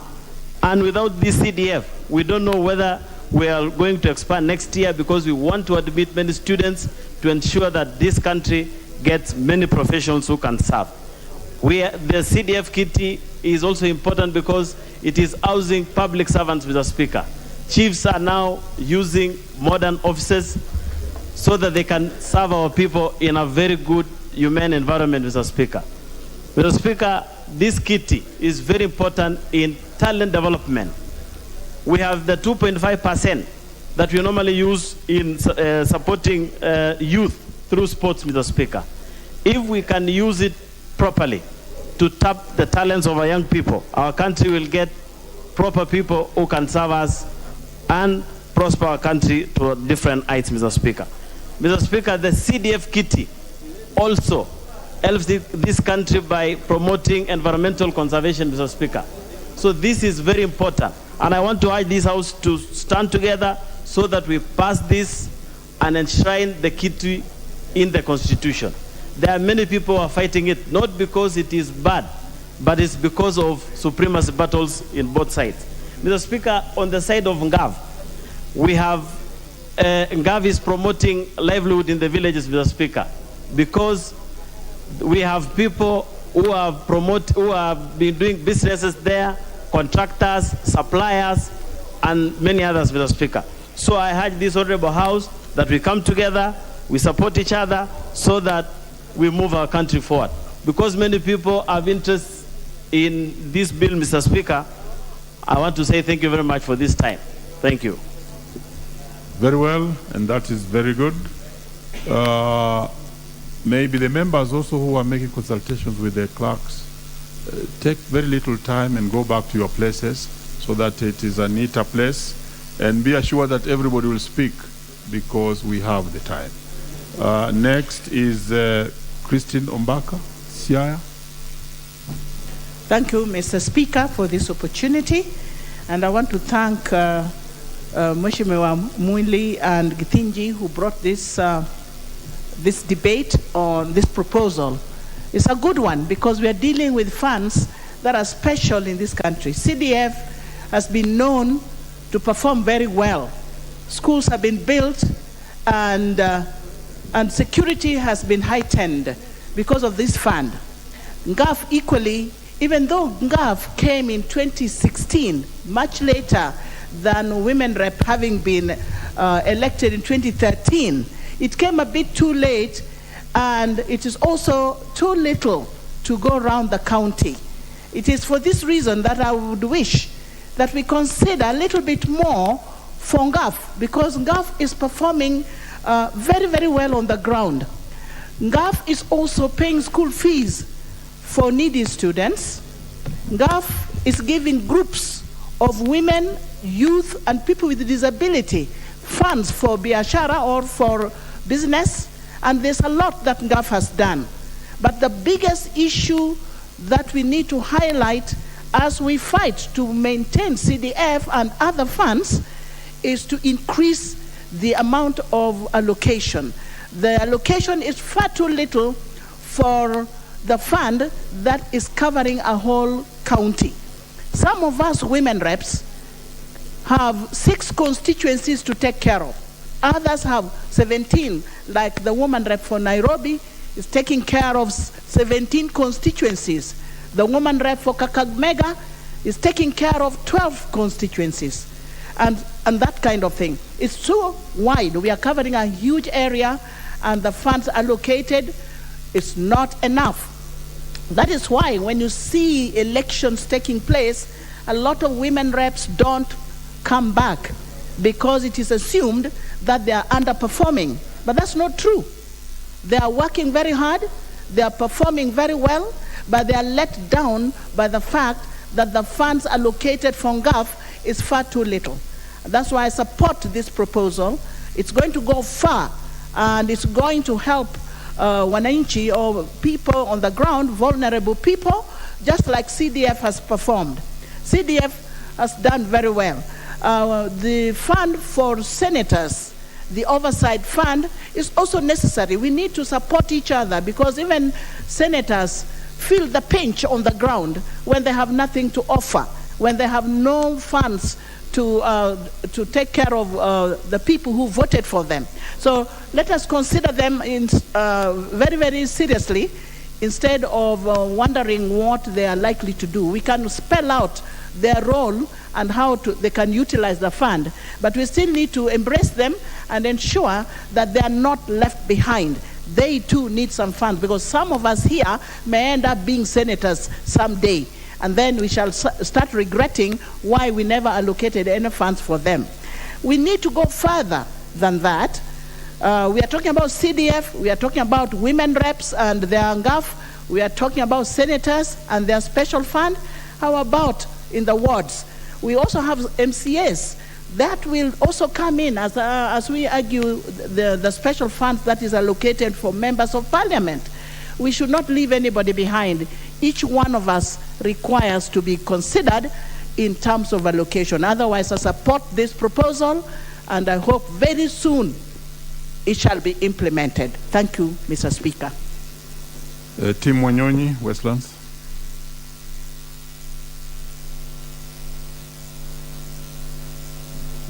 Thank you, Mr. Speaker, for giving me an opportunity also to add my voice on this important proposed amendment to the Constitution to entrench the CDF, the NG CDF fund, the GAV, and also the oversight fund in the Constitution. Mr. Speaker, this is a very good, well thought out idea that we bring this fund to be entrenched in the Constitution so that it is protected.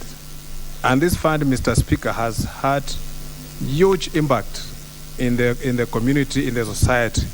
There are areas in this country that had never seen even a single development from the national government. But through the CDF, Mr. Speaker, it has reached all corners of this nation. And some of the honorable members have done very well, exemplary well with the CDF fund. Of course, we have some gray areas, but that is notwithstanding, Mr. Speaker. We know that the CDF, as we speak now, it has much more impact than even the county government, what they have done. So, Mr. Speaker, for anyone who wants to do away with the CDF will be also going against the interests of the people that we represent. Since we are elected to represent the people, Mr. Speaker, we must, and we are our other role is to legislate, Mr. Speaker, and the Parliament has power to amend the Constitution, Mr. Speaker.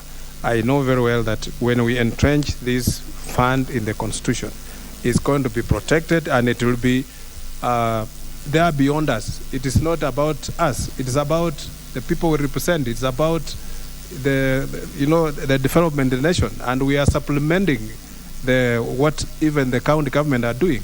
Some of the things we are doing down there in our constituency, Mr. Speaker, sometimes it shows that these funds, they just go in because these are public funds. We are using them, Mr. Speaker, to make sure that development reaches the lowest kata in our society. And we have seen how we have transformed education. We have helped the chiefs who never used to have offices. Now they have offices. We have helped the police. And previously, before even the NGCDF, Mr. Speaker, became so structured, it used to even do more. They were doing much more things, even including water and all that. But right now, that it has been structured, and the funds of the CDF, Mr. Speaker, is so, it has got the faults that cannot even be tampered with. And the member of parliament does not even sit in the committee. We do the oversight role, Mr. Speaker. Despite that it's a constituency development fund, you don't allocate funds because the committee is there, and the committee is answerable to the board of the CDF, Mr. Speaker, and ours is to make sure that the funds are utilized properly. And I can attest that within even my own constituency, Mr. Speaker, we have managed to do 5 new second schools, which could not have been done without, I'm sure with the CDF it would have taken longer. We have done so many classrooms for schools. We have refurbished police stations. We have done much more. And I'm very sure, Mr. Speaker, if the allocation is increased, we can even now pay much more school fees for the children, because the 5,000 we give is so little. So if we can get more funds, then we can pay, even when we identify needy students, we can pay full school fees, so that the children remain in school, and make sure that we support the parents, Mr. Speaker. So we support this, and we know that, Mr. Speaker, through the BBI had proposed, even CDF was supposed to be part of, to be entrenched in the Constitution. But since BBI, we lost BBI, it is not a bad idea to bring it back in this amendment, Mr. Speaker. So I support this, and I'm sure by the time it will come for publication, we will have enriched it with a contribution from the members on this floor, so that we know we shall be having a good draft. And we also want to appeal to Kenyans to support us on this, so that we protect this fund, because it is better for us to have more money in the grassroots level than remaining at the national government, Mr. Speaker. Thank you, Mr. Speaker, for giving me a chance to add my voice on this, Mr. Speaker. Thank you. Very well. On Joseph Cherorot, Quelionist. Thank you so much, Mr. Speaker. I support the motion brought by Shimo and Honorable Mule about NGCDF, Mr. Speaker. NGCDF, Mr. Speaker, is an equalizer, because it balances all the constituencies.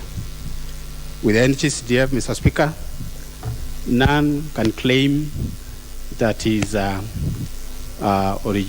that it originates, or even that none can claim, it doesn't matter the party that you come from. Mr. Speaker, we have so many students who have graduated.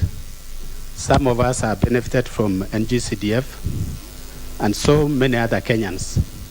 We have infrastructures in schools which have been constructed, Mr. Speaker, through NGCDF. As I speak, Mr. Speaker, most of us have got a lot of problems. Every day, every morning, I receive messages about bursaries, because Kenyans are actually relying on that, especially during this time where we have the drought and where we have economical challenges in Kenya. Most parents, their students are at home. This afternoon, I received a message from one of the parents telling me that the student was coming home. Mr. Speaker, if this money was there, right now, I'm sure none of the students will be sent home, and it has helped to mitigate, especially with those parents who are from the poor background, who cannot manage. We have also widows, Mr. Speaker, who actually rely on this. And in most cases, Mr. Speaker, those parents and those students who appreciate more are those who are coming from the poor background. So it has helped us in this country to really uplift the life and the standards of Kenyans, Mr. Speaker. Mr. Speaker, I want to say that these funds should be entrenched in the Constitution so that we may be able to protect it and even add it to 5%, because that is going to help, Mr. Speaker.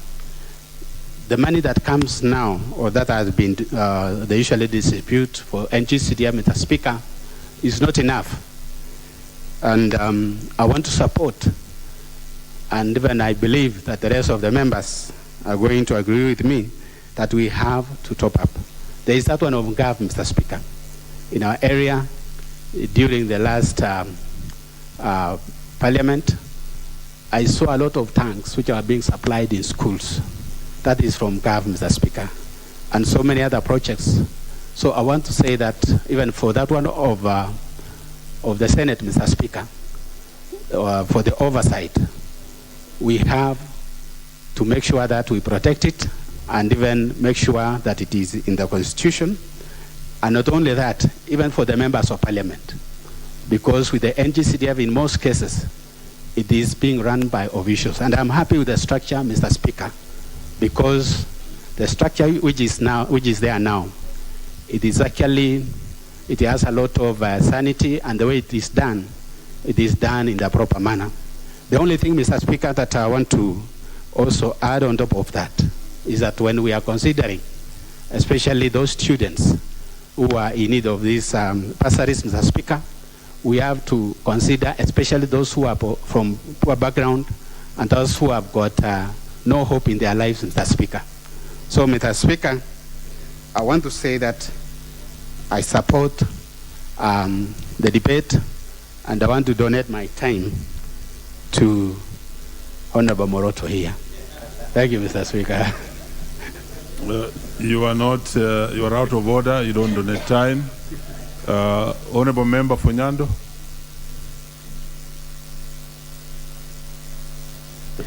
I thank you, Honorable Speaker, for the opportunity. And Honorable Speaker, where we are today, because of the National Government Constituency Development Fund, stems from a history. For the longest, there was a time when you only had to sing to the tune of the government of the day for projects to be extended your way. But when the CDF came about, whether you sing the loudest to the tune of the government or you refuse to do so, just like we have perfected that art, you still get your due share of the Constituency Development Fund, Honorable Speaker. And therefore, this was not an idle, tired proposal. It came because we needed to develop this country equally across board, Honorable Speaker. The benefits accruing from CDF funds cannot properly be underscored, Honorable Speaker. Whereas CDF was enacted in the year 2003, it is puzzling that we passed a new constitutional order in 2010 but forgot to entrench CDF as part of that constitution, Honorable Speaker. And here we are today, now grappling with what we could have cured in the year 2010, Honorable Speaker. But be it as it may, we will strive to make it work because it has worked before. Honorable Speaker, why we are here today is because all the three tiers of our courts, from High Court all the way to the Supreme Court, have made a universal decision that CDF is not merited. I acknowledge that the judges in High Court all the way to the Supreme Court went to school before the enactment of CDF Act, and therefore they do not understand the real benefits of this money, Honorable Speaker. If they have an additional war with members of this House, I do not know. But how I wish that even before a decision is made, because judges do not live in void, they live with us, and they understand the plight of this money. They understand the plight of members of parliament together with the people that they represent, Honorable Speaker. And therefore, it is sad that we have to revert to coming up with a new constitutional order, tinkering with the Constitution, because judges have refused to listen to the plight of the citizenry, Honorable Speaker. We and everybody of us here know that for the long period of time, our schools have been dilapidated and quite rickety in nature. Some of the classrooms where we went to were mud-walled, and we had to mop up our parents carrying cow dung and dirt to go and amend our schools, Honorable Speaker. Some of us in this house went under trees to study. And therefore, when this CDF Act was brought into the fore, it actually cured more than you would have ever imagined. And only those who are in this house would understand properly the benefits that have come as a result of this CDF, Honorable Speaker. But I also acknowledge that the Supreme Court did vitiate the 2013 Act. We still have the 2015 Act under the national government CDF, which is in operation up to now. And therefore, nothing stops Treasury from expending from the exchequer these monies to our constituencies, Honorable Speaker. And if somebody would want to hide behind an argument emanating from this court of law, a decision that was made by the Supreme Court, then we are lying to ourselves. We are not operating under 2013, we are operating under new act, which was enacted in the year 2015. And therefore, as monies will be available, we want that CDF monies to be sent to our constituency accounts as soon as possible. There are people who now hold very senior positions either in government or in private sector. Most of these people went to school courtesy of bursaries, Honorable Speaker. Today, even as we speak, because the monies have since delayed, we still have so many children holed up in villages, cannot go to school, because constituencies are yet to receive monies so that we can address the issues of bursary, Honorable Speaker. And therefore, with your chair, we would also humbly request that you help us expedite this process so that we have these monies go to the ground and our children can be plugged in school. The projects that were ongoing in our schools and many other chief's offices and police stations and many other places can be quickly fast-tracked, Honorable Speaker. Honorable Speaker, we have also included the Oversight Fund, which should be expended to members of the Senate. The NGCDF Act of 2015 entirely alienated members of parliament from any involvement in that money. Now, on the flip side, failure to conduct a thorough follow-up on that money takes a member of parliament home at 4 a.m. in the morning. So whereas our roles are quite limited in nature, we bear the brunt of failure of the NGCDF committee in general. So even as we pursue monies to go to the senators to carry out an oversight roles, Honorable Speaker, this House equally needs the same amount of money so that members of parliament can also move around and check if with exactitude the members of that committee have committed themselves and have carried out all the projects that were hitherto arrived at by that same committee and the involvement of our communities, Honorable Speaker. So the Oversight Fund will be making a further amendment to this, that it should be reading to members of parliament and not solely the members of the Senate. Order member for Busia, but we really are not allowed to cross and crisscross. So when you have to do exactly what you did, you have to go all the way and come back on the other side. This is just good direction for the House. You may proceed. I thank you, Honorable Speaker.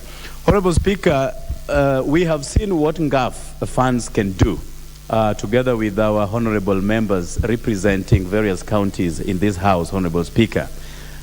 When I move around Kisumu County, I see women doing businesses in market shades provided by the NGAF. I see women having access to monies to do their small, micro, and small enterprises. And therefore, even as we pursue entrenching everything in law, we cannot leave behind this most critical money that our good women in this House, honorable members, have put into good use to help propagate the welfare of the people that we represent, Honorable Speaker. The stimulus that will go towards the minority, the women, the disabled, members of our societies, is also equally critical so that they can have access to some funding to better their living standards, Honorable Speaker. And in the interest of time, I would want to say that I support this motion, and I would want to request the drafters of this, my friend Honorable Gishimo and his counterpart, to move speedily to bring it into a bill so that that bill can be quickly be moved through all the processes in this House within the shortest possible space of time. It becomes law, and therefore our judges sitting in all tiers of court will not have any problem at all. But I want to finish by saying that now that the government of the day seems to be enjoying quite some good rapport with our courts, I do not think we will be subjected to further scrutiny going forward as members of parliament and as all the monies that come with this kind of house. And I thank you, Honorable Speaker, for the opportunity. Agustin Mwafrika, Roysambu.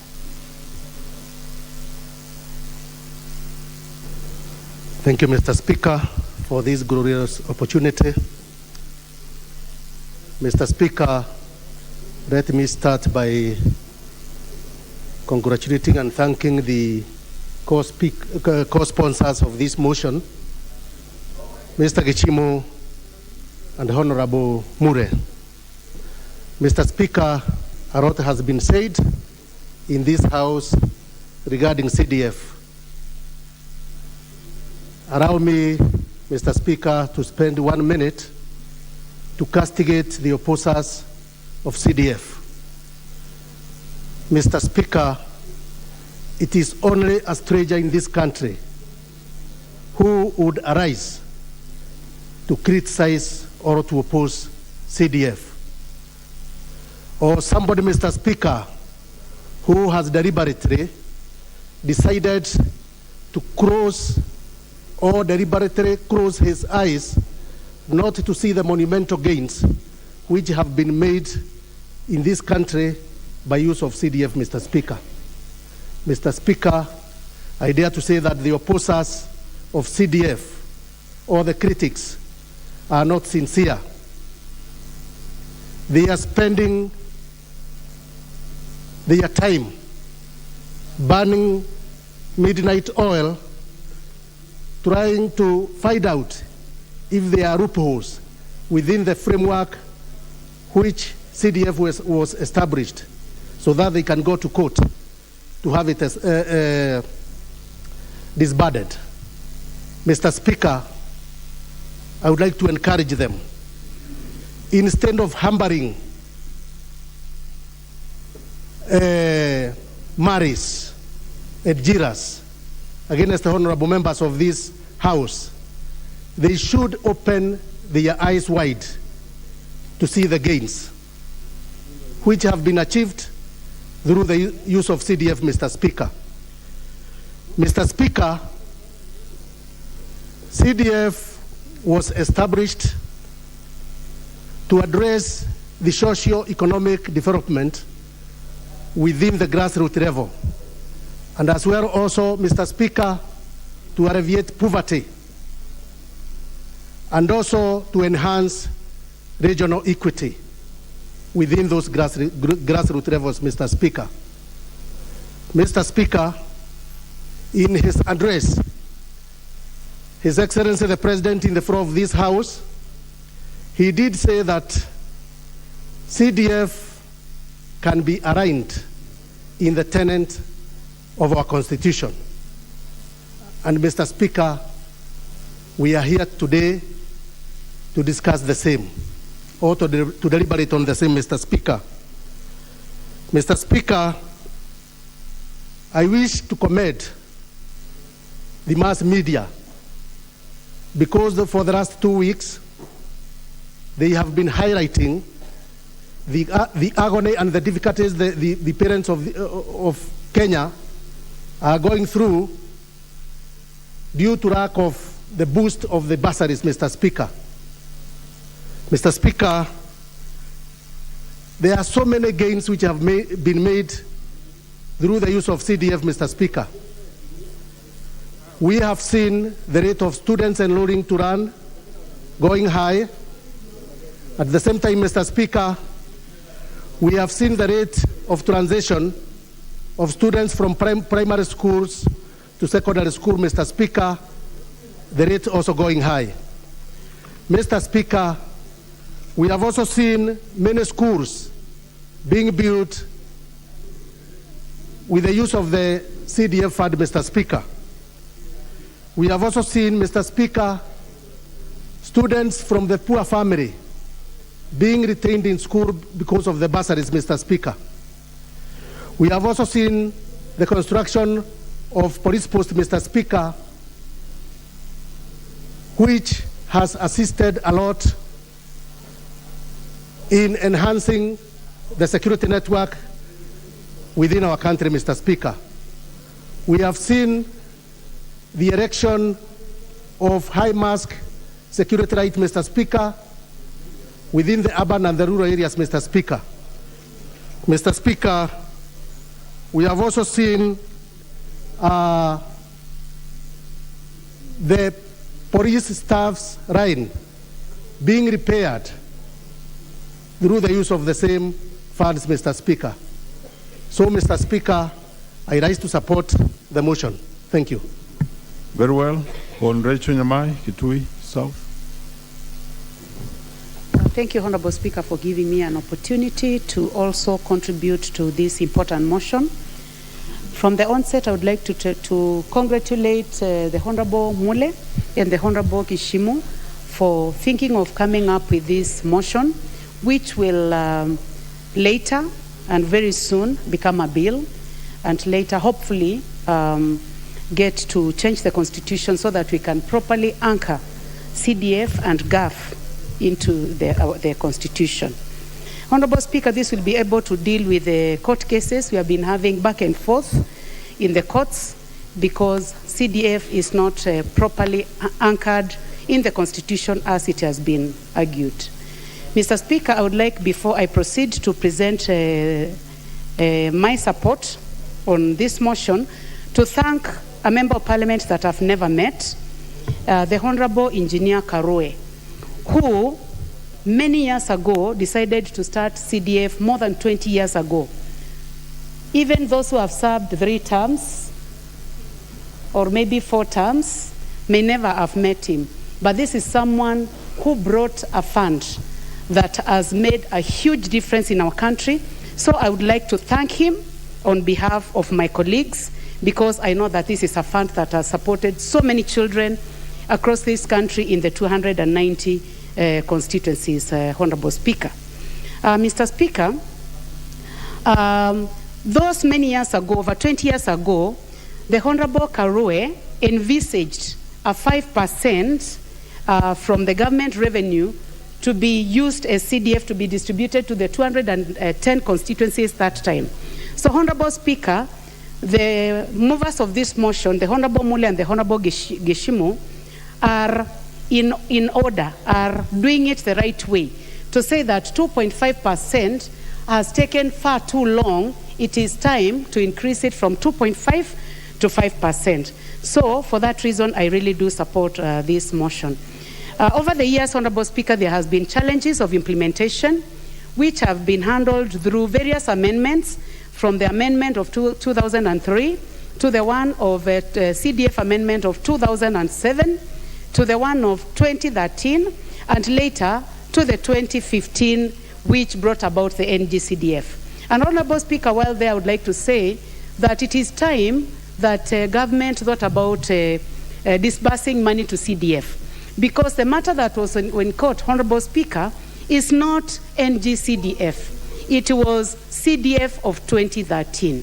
So since the students in secondary schools, students in teacher training colleges, in TTIs, in universities are suffering, it is extremely important that as soon as funds are available, they be disbursed, so that the honorable members of this House, as they go to recess, they will be able to deal with school fees, they'll be able to deal with the blown roofs. There's been a lot of wind, Honorable Speaker, especially in the eastern and the eastern and the lower eastern.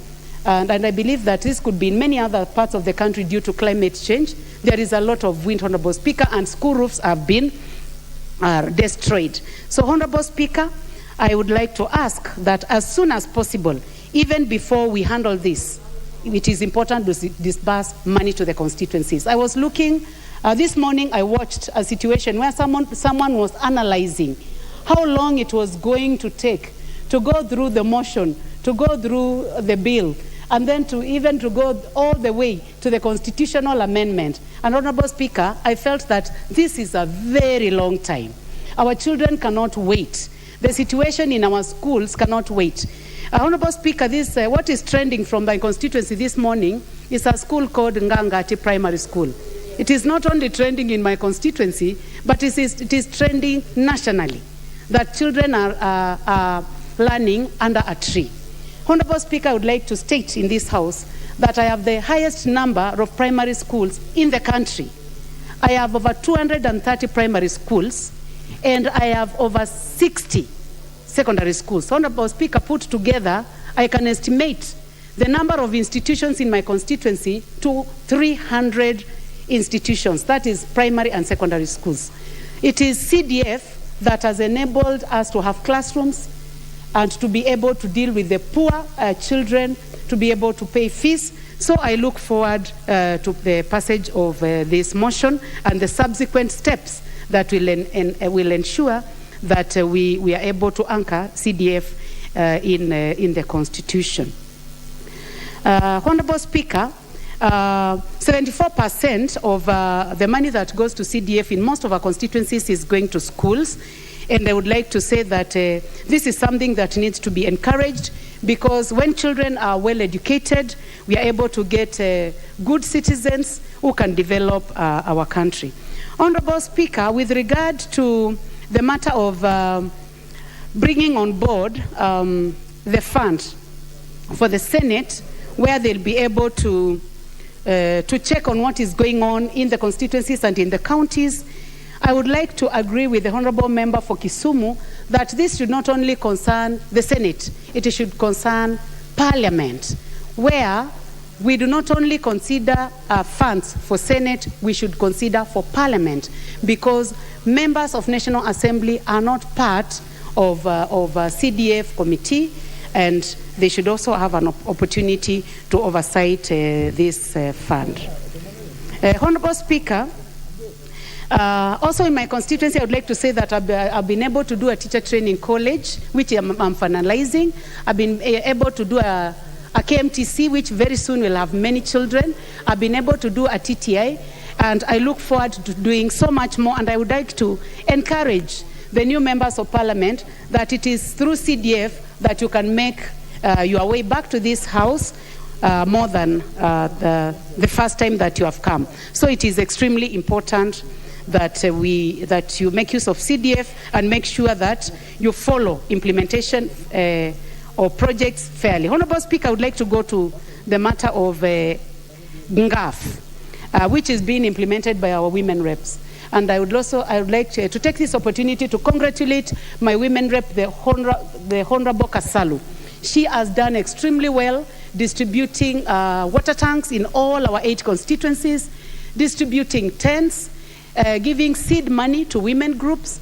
So I would like to say that as much as we are thinking about CDF, it is important that we think of also enhancing GAF, which has brought a lot of sustainable development in our constituencies. Honorable Speaker, I would like to end there. Thank you very much for the opportunity. Very well.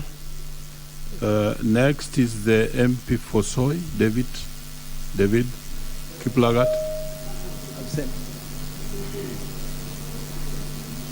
Very well. Next is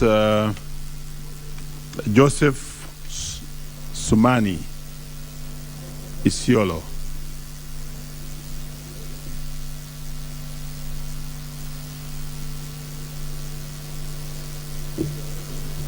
Please, if Joseph Sumani, you know, he's one of our members who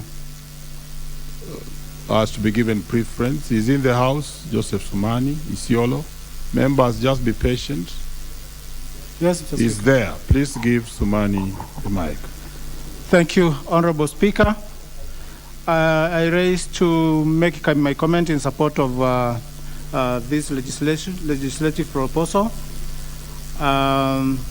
I want to support it because I have a lot of people who have been working with the CDF, and they are crying a lot because they cannot be able to get their support to their children through the bursaries. Mr. Speaker, the national government CDF is very, very important to the people of Kenya. Since its establishment in the 19 years ago, NGCDF facilitated an enhanced development throughout Kenya. And it has a lot of, you have heard all members saying that CDF is very, very important in their constituencies. CDF has done a lot. CDF has raised a lot of outcry all over the country. An outcry that is a huge investment that CDF has put in infrastructure, in water, that is boreholes in schools, access roads to schools, and to the education facilities.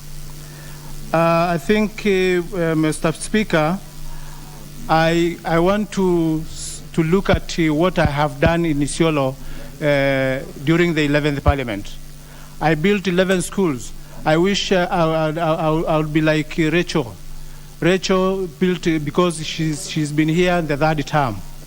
And I think I can grow up like Rachel and see how to build the capacity of my people in terms of schools, in terms of education, and doing more on that. 11 schools, I want to add more.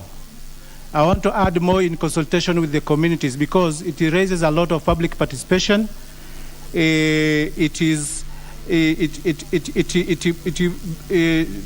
talk about management of the CDF funds. Management of CDF funds, there is not even a single contractor who has a pending bill with the CDF.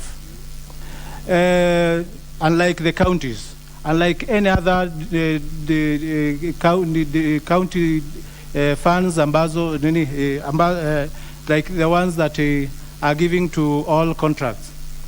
I want to say that trust with the contractors, CDF, is very, very important.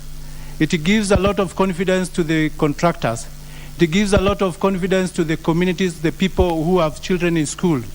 It gives a lot of hope to the communities that are depending so much on their children going to school.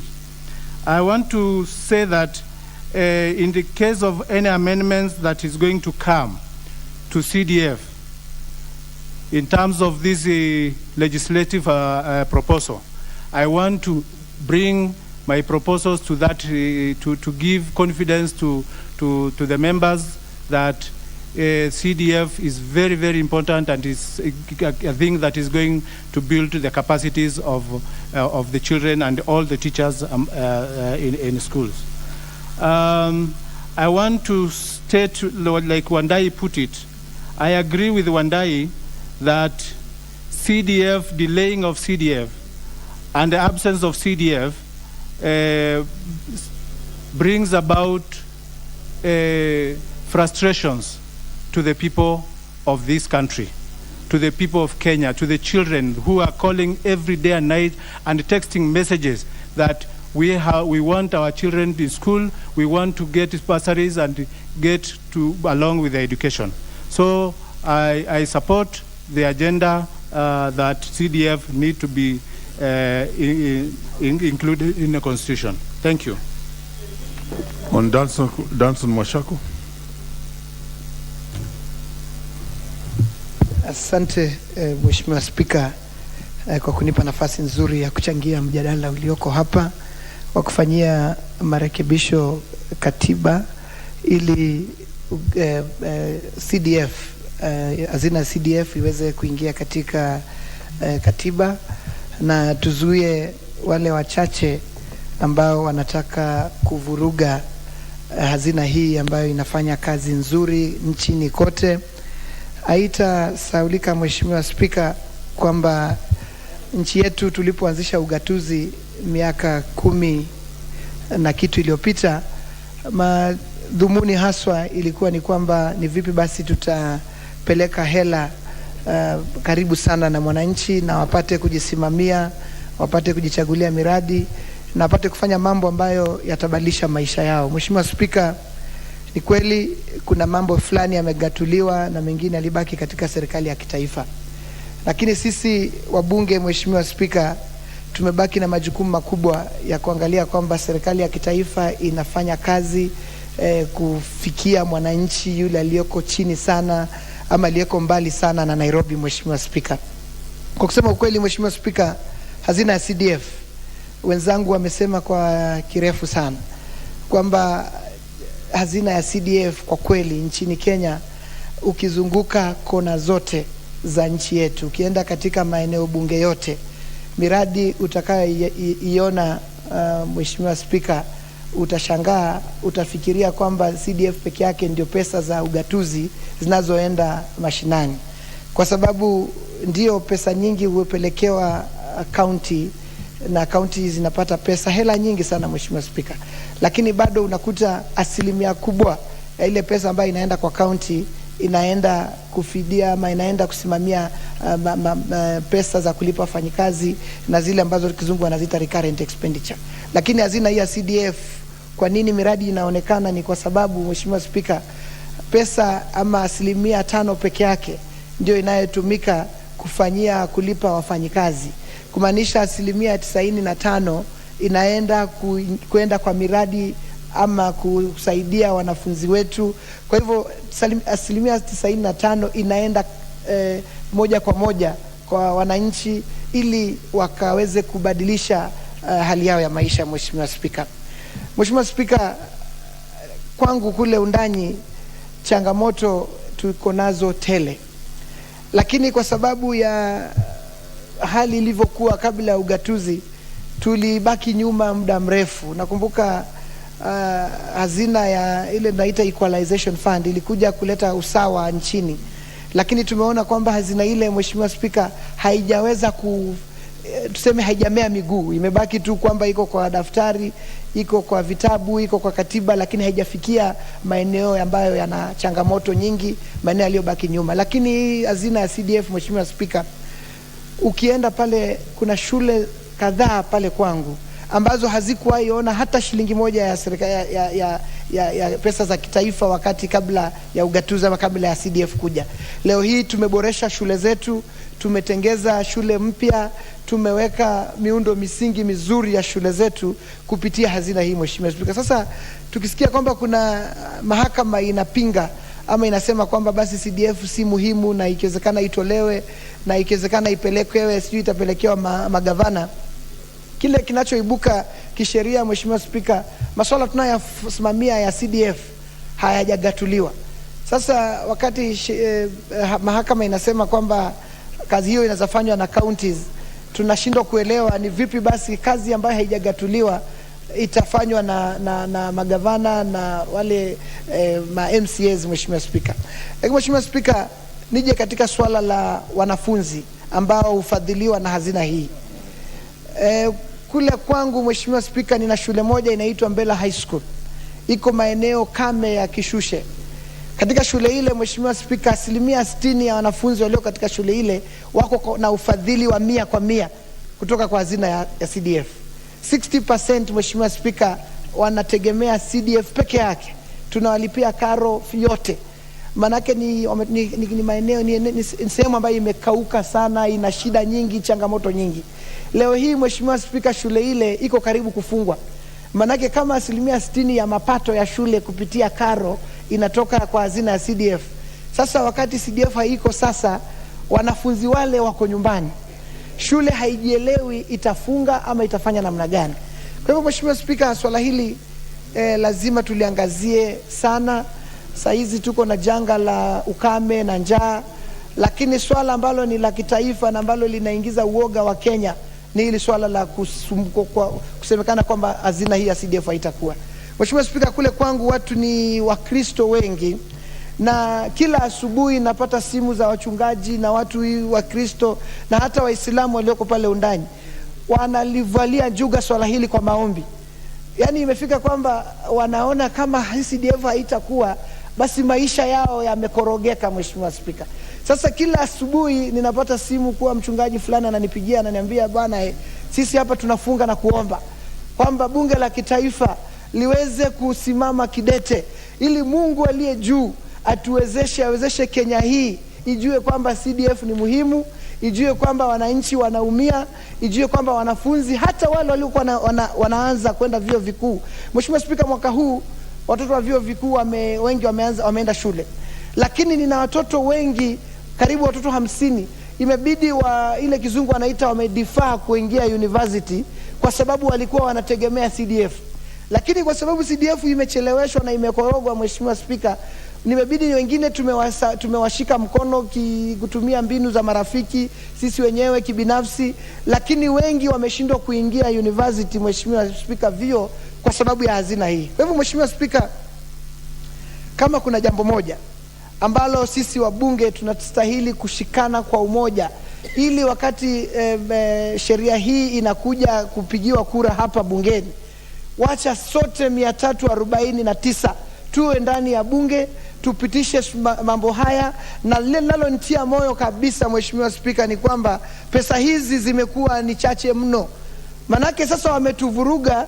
Sasa yatakana Mheshimiwa, tunapoipeleka 5% tuipeleke pale na tuambie wananchi ya kwamba tuko tayari sisi kama wabunge wao ama wajumbe wao kutetea mambo yale ambayo wanayabeba mioyoni, Mheshimiwa Spika. Na nawahakikishia Mheshimiwa Spika, wale wanaosema kwamba CDF ni pesa ambayo inafaidi wabunge ni hawajasoma sheria, hawajui zile tuzungu wanaziita regulations za kusimamia hazina hii. Mheshimiwa Spika, hakuna shilingi ya CDF ambayo inaenda kufaidi mbunge yote aliyeko katika bunge la kitaifa. Mheshimiwa Spika, mara nyingine nasikia hata wenzetu maseneta wanasema mambo ambayo hawana uhakika nayo. Leo wanasema kwamba wao tuwape hazina yao ya kufanya kizungu wanasema oversight, lakini kwa sababu wabunge wako na CDF wanakosa kujua, Mheshimiwa Spika, CDF si ya mbunge, CDF ni ya wananchi. CDF 100% haimfaidi mbunge. Sisi Mheshimiwa mbunge tunashukuru Mungu, bunge hili linatuangalia vizuri. Tuko na mileage, tuko na pesa ya mshahara tunalipwa. Hatuhitaji kuchungulia hazina ya CDF kufaidi familia zetu na mfuko zetu. Sasa wabunge wale wenzetu wa seneti wanatakana wafahamu kwamba sisi tunapowatetea wapate pesa ya oversight, hatutawatetea wao peke yao. Hata sisi tunahitaji pesa ya kufanya oversight. Mheshimiwa Spika, haitakuwa vyema kufananisha hadi sisi tuko na CDF nao wanataka oversight. Tunasema kwamba atakana waelewe na wasome sheria ya CDF kuwa hizi pesa si zetu, ni za mwananchi. Lakini tukisema kwamba tunataka kuangalia pesa zinatumika vipi nchini, basi hata wanapopata oversight funds, Mheshimiwa Spika, hata mbunge wa eneo bunge, mbunge kina mama wanatakana pia waezeshwe ili tuweze kufanya oversight yetu sawa. Mheshimiwa Spika, namaliza Mheshimiwa Spika kwa kuunga mkono mswada huu na kusema kwamba hata pesa za hazina ya kina mama ile tunaita affirmative fund ngaf, pia kwa kweli wanafanya kazi kubwa na mimi najua pale kwangu mheshimiwa wangu Mheshimiwa Haika Mizigi amesimama kidete sana na makundi yaliyosahaulika, kina mama, vijana. Na sasa ninaomba kwamba wakati tunapitisha hazina ya CDF kwenda 5%, na hii ya kina mama nayo pia tuiongeze, ili mbunge wa eneo bunge anapofanya kazi na yule anayesimamia masuala ya kina mama naye afanye kazi ya kueleweka, ili nchi yetu yote isonge mbele na tufaidike kama nchi yetu. Mheshimiwa Spika, anasema asante, naunga mkono mabadiliko haya katiba. Asante. Sawa. Mbunge wa Mandera South, Abdul Haro. Thank you, Honorable Speaker, for this opportunity. I will take you from my colleagues, honorable members who have spoken before me, to thank the co-sponsors of this legislative proposal to amend the Constitution of Kenya, Amendment Bill 2022, Honorable Gishimu and Honorable Mule, for this very timely legislative proposal to amend the Constitution. Honorable Speaker, CDF is a transformative development agenda which has actually transformed the lives of many Kenyans in the 290 constituencies. For example, Honorable Speaker, the 57 billion that has been spent on bursary the last 5 years only is not just a number.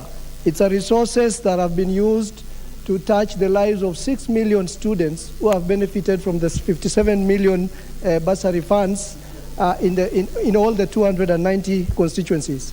Honorable Speaker, I think we should make it very clear by saying that NGCDF is actually a concept that promotes localization of development in this country.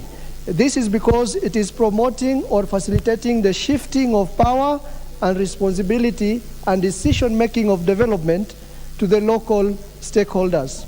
Honorable Speaker, we have been told and we know CDF has been used to construct classrooms in all the 290 constituencies. It has been used to construct dormitories. It has been used to construct administrative blocks, libraries, toilets, school buses, staff houses in schools, chief's offices, and police posts. Honorable Speaker, I support the idea that the CDF has to be increased from the 2.5% of all the national government share of revenue to 5%. And by increasing the share from 2.5 to 5%, I think we should also advocate for the expansion of the function of the CDF, because right now it is largely covering education and the security sector. I am in support of the idea by one of our colleagues yesterday who said that water is an essential component that should be covered by CDF. I also think, apart from water, CDF should be the functions of CDF should be expanded to include energy, social security, and also perhaps the recruitment of untrained teachers, because in some of the constituencies where we are coming from, the administrators of those schools are really struggling with making sure they cover the curriculum, because the teachers posted by TSC are not enough. I know of schools in my constituency with very many students, like 500 students, with only 2 teachers, and the teachers are forced to look for funds which they don't have in order to employ the untrained teachers to cover the curriculum. Honorable Speaker, I think the idea that many Kenyans and especially the NGOs that have muted, that have promoted in terms of trying to equate CDF to be funds managed by MPs is a fallacy.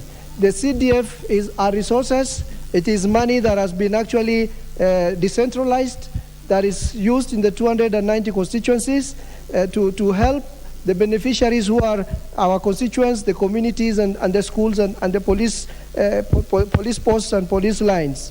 And therefore, I think the lacuna we've had right now in the disbursement of CDF has really caused a lot of suffering. For example, in Mandera constituency where I come from, I receive calls every day where students are reporting of having been sent home because of lack of school fees.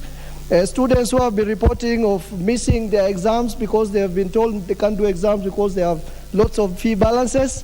Students in, for example, one student I know in KMTC who has been forced to defer their courses because they are unable to report for the semester because of lack of school fees, and some students who have completely decided to drop out because they are unable to meet the school fees. I know of schools with 1,000 students in my constituency with only 2 toilets, and you go there in the morning, you see girls and boys lining up in order to make use of that facility. And those needs are increasing every day. We have schools where students are now sitting on the floor without desks and seats, and I can only imagine come January when they will be having double intake, because we are having the sixth grade graduating to lower secondary, and also the standard day is going to Form 1. It can only be chaotic, and therefore, since these needs are increasing, teachers are worried, parents are worried, students are worried. We need the CDF, as we wait for this legislative proposal, the process of changing the constitution, amending the constitution, to go through. We ask the CS Treasury to release the CF funds immediately so that we can continue meeting the needs of our constituents, and these needs are increasing by day. Thank you, Madam Speaker, for the time. The Honorable Member for Chesume, Honorable Paul Biego.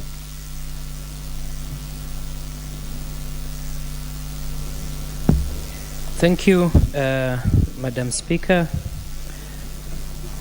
I rise to support this motion on NGCDF, and as I stand here, I am actually perturbed and perplexed in whoever would imagine that they would want to deprive the poor what rightfully would belong to them. So, Madam Speaker, the CDF is quite a critical component in issues to do with education, because many of us, many people have actually passed through their school because of the funding from CDF. And as I stand here, Madam Speaker, many of my constituents keep on asking, when are we going to give them bursaries? So it's a pity that somebody somewhere would actually think that they would go away with the bursaries. The benefit, as many of the members have said, and my colleagues have said, the benefit is for the needy people. The benefit is not for us members of parliament. It is not for all those people who are on jobs. So I would stand here, the floor of this house, to support strongly that CDF and NGCDF and the Gulf should not be disbanded. Madam Speaker, many people have praised the CDF for incorporating the poverty index when allocating part of the funds. And this has a high impact potential in addressing historical and systemic wrongs, such as regional disparities. And as you remember, in CBS, the Central Bureau of Statistics found that Kenya was a nation with huge disparities in service accessibility, quality, and efficiency, and hence the CDF, being a public fund, plays a crucial role in addressing some of these disparities. When we walk and when you go across the constituencies and counties, Madam Speaker, you realize that the funds and the projects which have been funded by NGCDF or CDF earlier are the funds, are the projects which are visible. There are so many other funds that have been allocated to our counties and constituencies which are not visible. And we know very well that the funds that have been given through CDF, their projects are visible. And we cannot go to the direction that somebody wants to take us so that we don't have those funds. Hadn't it been of those funds, some of the members, even in this particular house, and many people who are in the offices would not be sitting in their offices because they were products and beneficiaries of the CDF. There are young children right now who are in their homes, their villages and schools, who actually have dreams. And for their dreams to come through, then they need this funding. Otherwise, they'll not go to school. There's the issue of security also, Madam Speaker. And this funding was also helping in the issue of police stations. And even in my headquarters, back in Chesume constituency, the headquarters is called Chemundu. When you go to Chemundu police station, the officers there are in a pathetic situation. They live and in houses that just look like like chicken houses.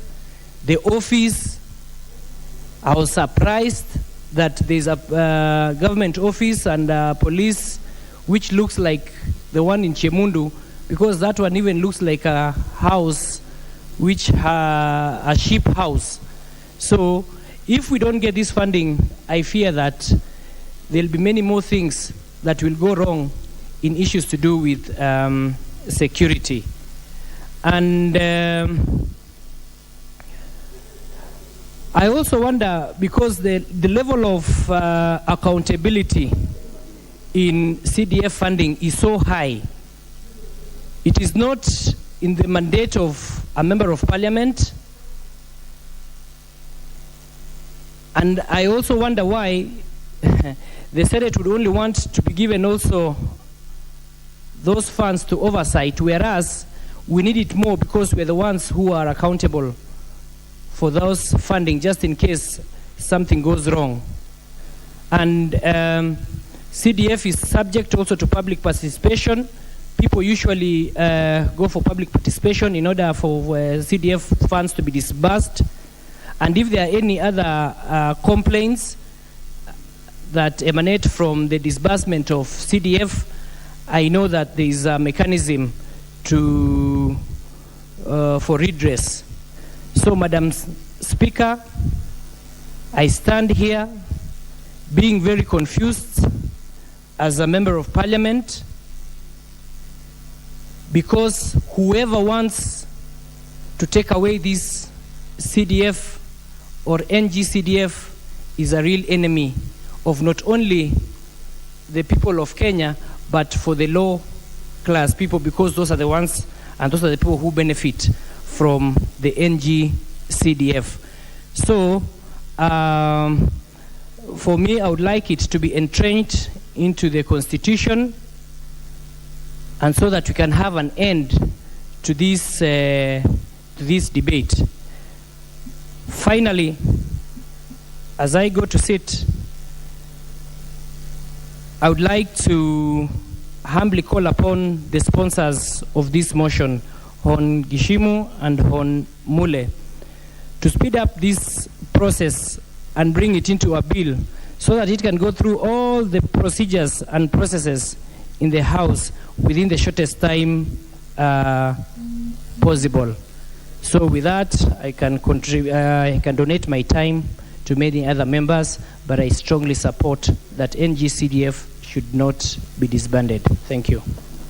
Very well. Now, Honorable Member for Homa Bay, the Honorable Bensouda. Thank you so much, Madam Speaker. For purposes of record, I've stayed along before giving my maiden speech. Madam Speaker, I thank you for giving me this opportunity to give my maiden speech to the 13th Parliament. My name is Joyce Atieno Sogo Bensouda. My entitlements is Honorable and Doctor. Those are not parts of my name, but they are my achievements. I want to say that I'm honorable, not in the 13th Parliament alone, but I was Honorable Bensouda in the county government of Kisumu as the Minister for Roads, Transport and Public Works.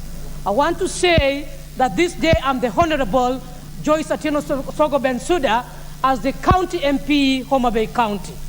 I have taken over from Honorable Gladys Wanga, who was the woman rep and now is the sitting elected governor, Homa Bay County. Allow me in my introduction to say that I'm born and bred in Homa Bay County, and so I'm representing a county which I understand. I'm born there, I'm married there, I've stayed there, and I understand their challenges, I understand their achievements, I understand their gaps. I want to take this opportunity to thank my God who has given us this life, and this far we have come, we cannot take it for granted.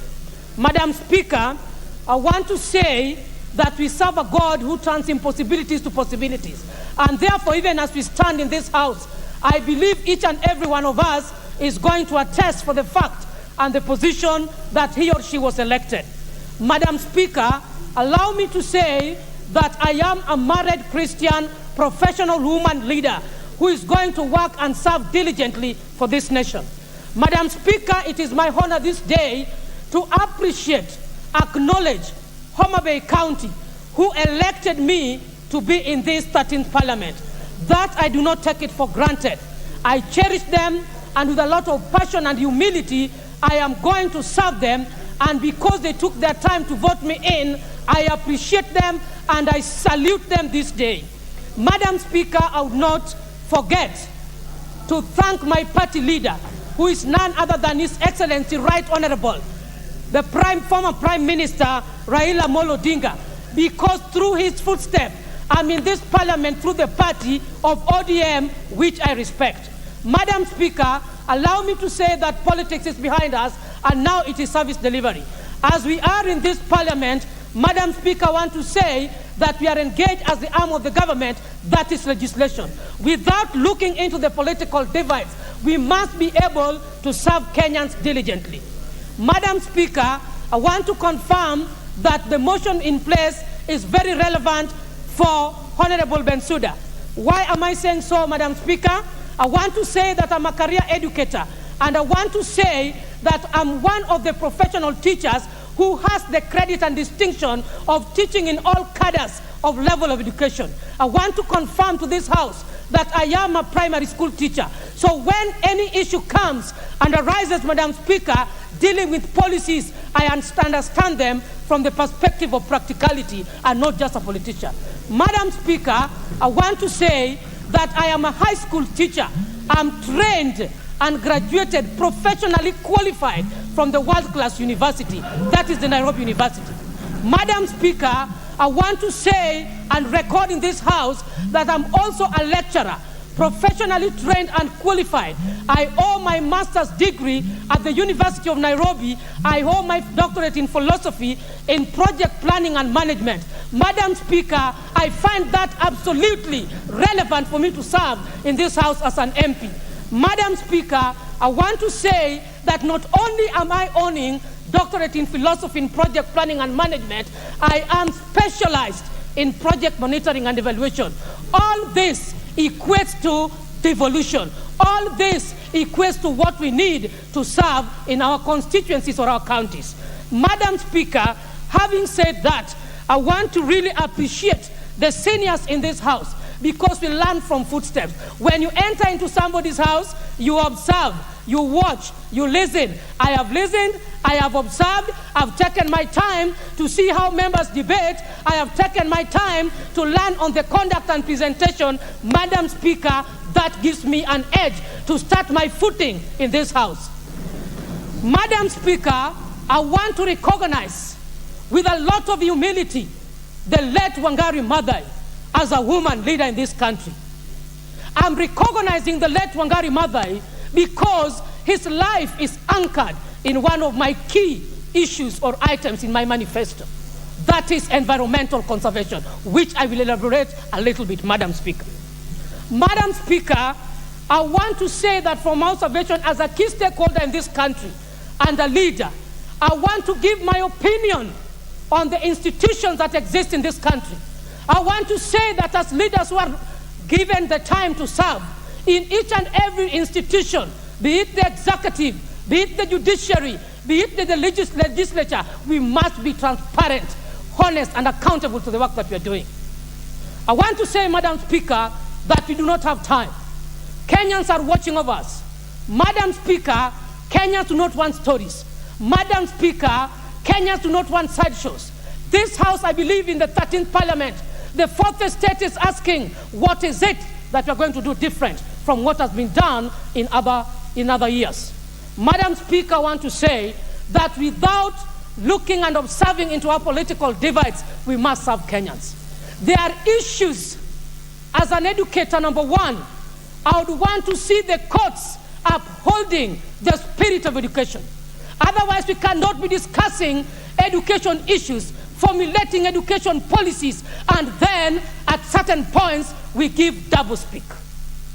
Madam Speaker, I want to say that as a Christian, I want the churches, it is my proposal, it is my quest that the churches should also be looked into in this country. And I'm very happy that our president is one of the spiritual persons that we have in this country. And I always see prayers ongoing in State House. We want to see this cascaded to Protestants, the Anglicans, each and every denomination. Even in our language, we have one, Nomea, if you allow me to say. Madam Speaker, I want to say that when it comes to gatherings, public holidays, we must cushion, we must be equitable even with our prayers, not only one side.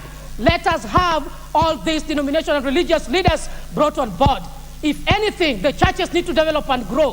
Why don't we also think about that? I think I'll bring one of the motions to cater for that. Madam Speaker, I want to talk as a woman leader in this nation. Where I come from, Homa Bay County, I want to say that there are many challenges which cuts across, and we cannot overlook other regions at the expense of this region. In Homa Bay County, where I come from currently, we have 9 sub-counties. These 9 sub-counties, they have the potentials that can be tapped by utilization of the resources which are available. Some natural, some can be initiated through innovativeness. Madam Speaker, I want to say that there is need for the government. There is need for this House. There are some motions which doesn't need a lot of time for debate about it. They require action. I am very happy and encouraged that our key leaders of this country had in the past acknowledged that there are some gaps in our constitution. Madam Speaker, I would want to concur with that. And if we have acknowledged that there are some gaps, it is our duty and responsibility to restore the gaps.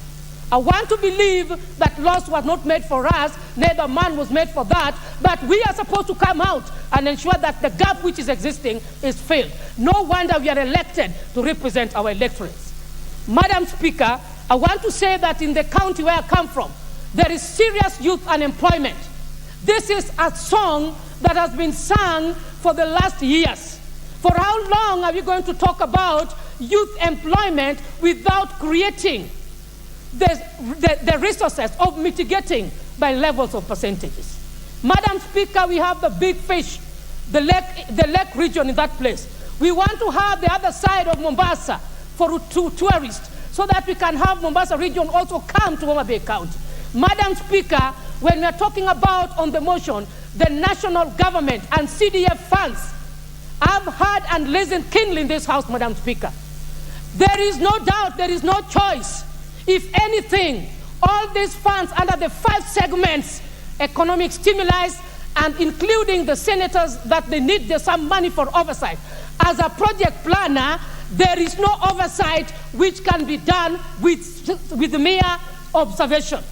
A project oversight, if you want it to be informative, Madam Speaker, it must be planned for. And I want to say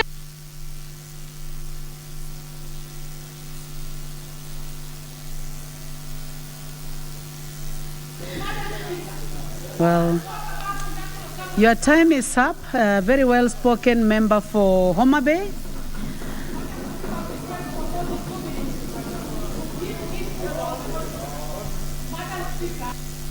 You have 2 minutes.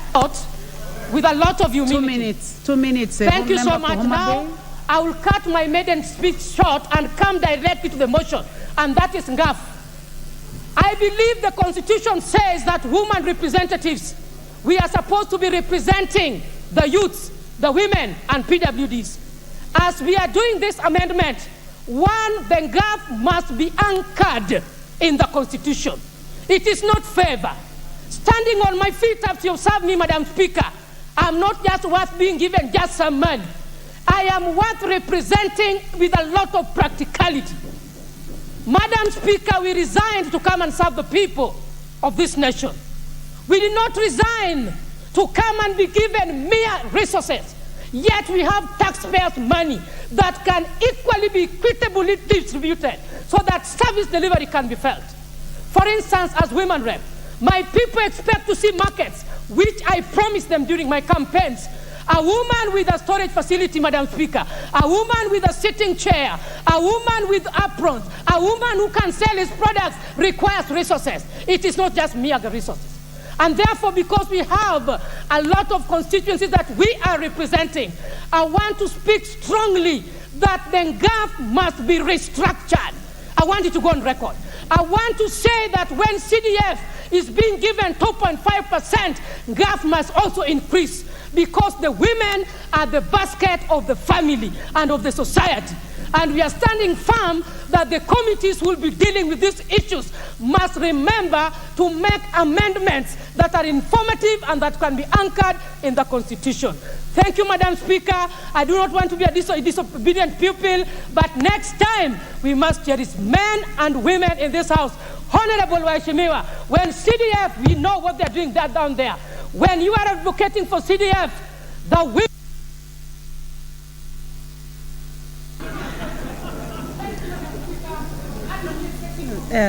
Very well spoken member for Homa Bay County. The Honorable Member for Roysambu, Augustine Mwafrika. He spoke already. He is number 1 on my list. So then the next one will be the member for Chepalungu, Honorable Victor Koech.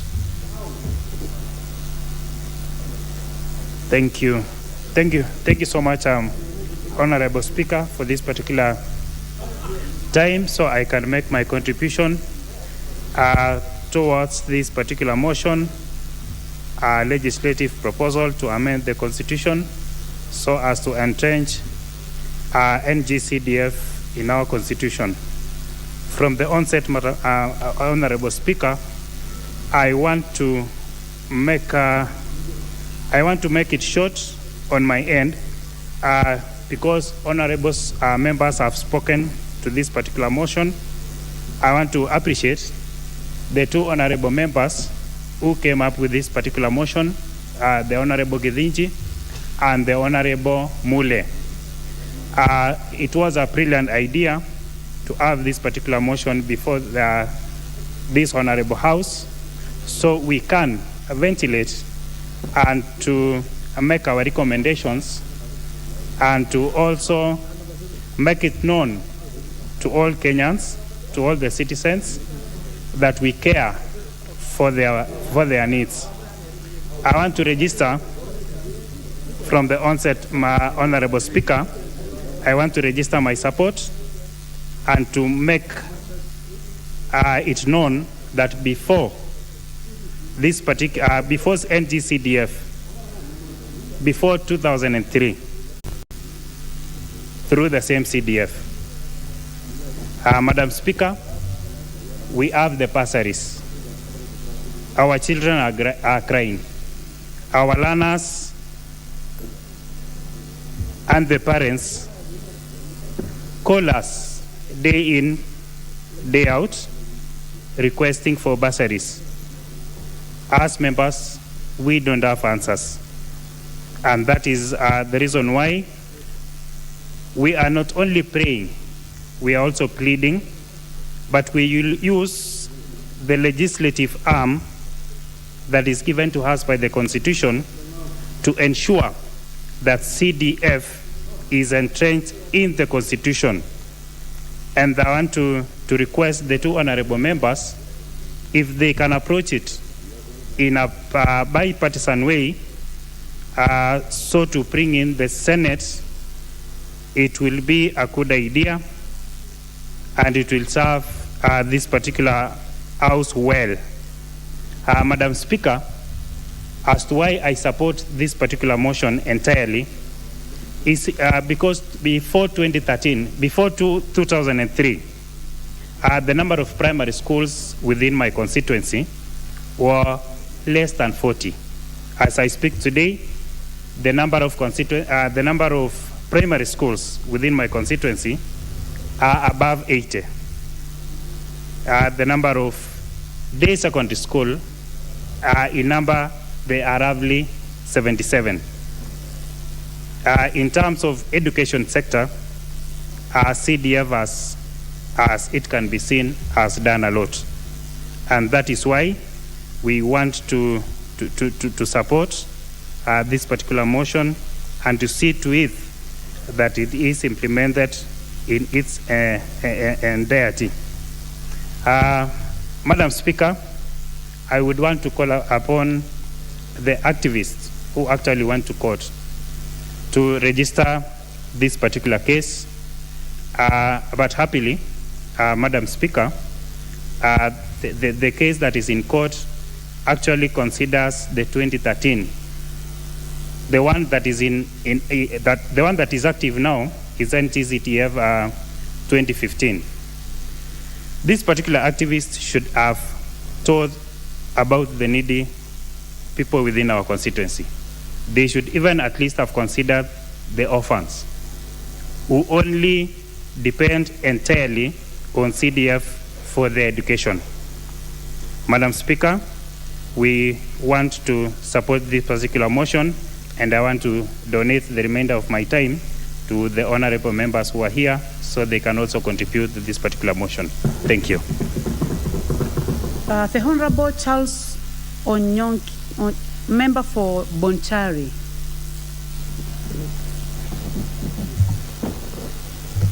Thank you.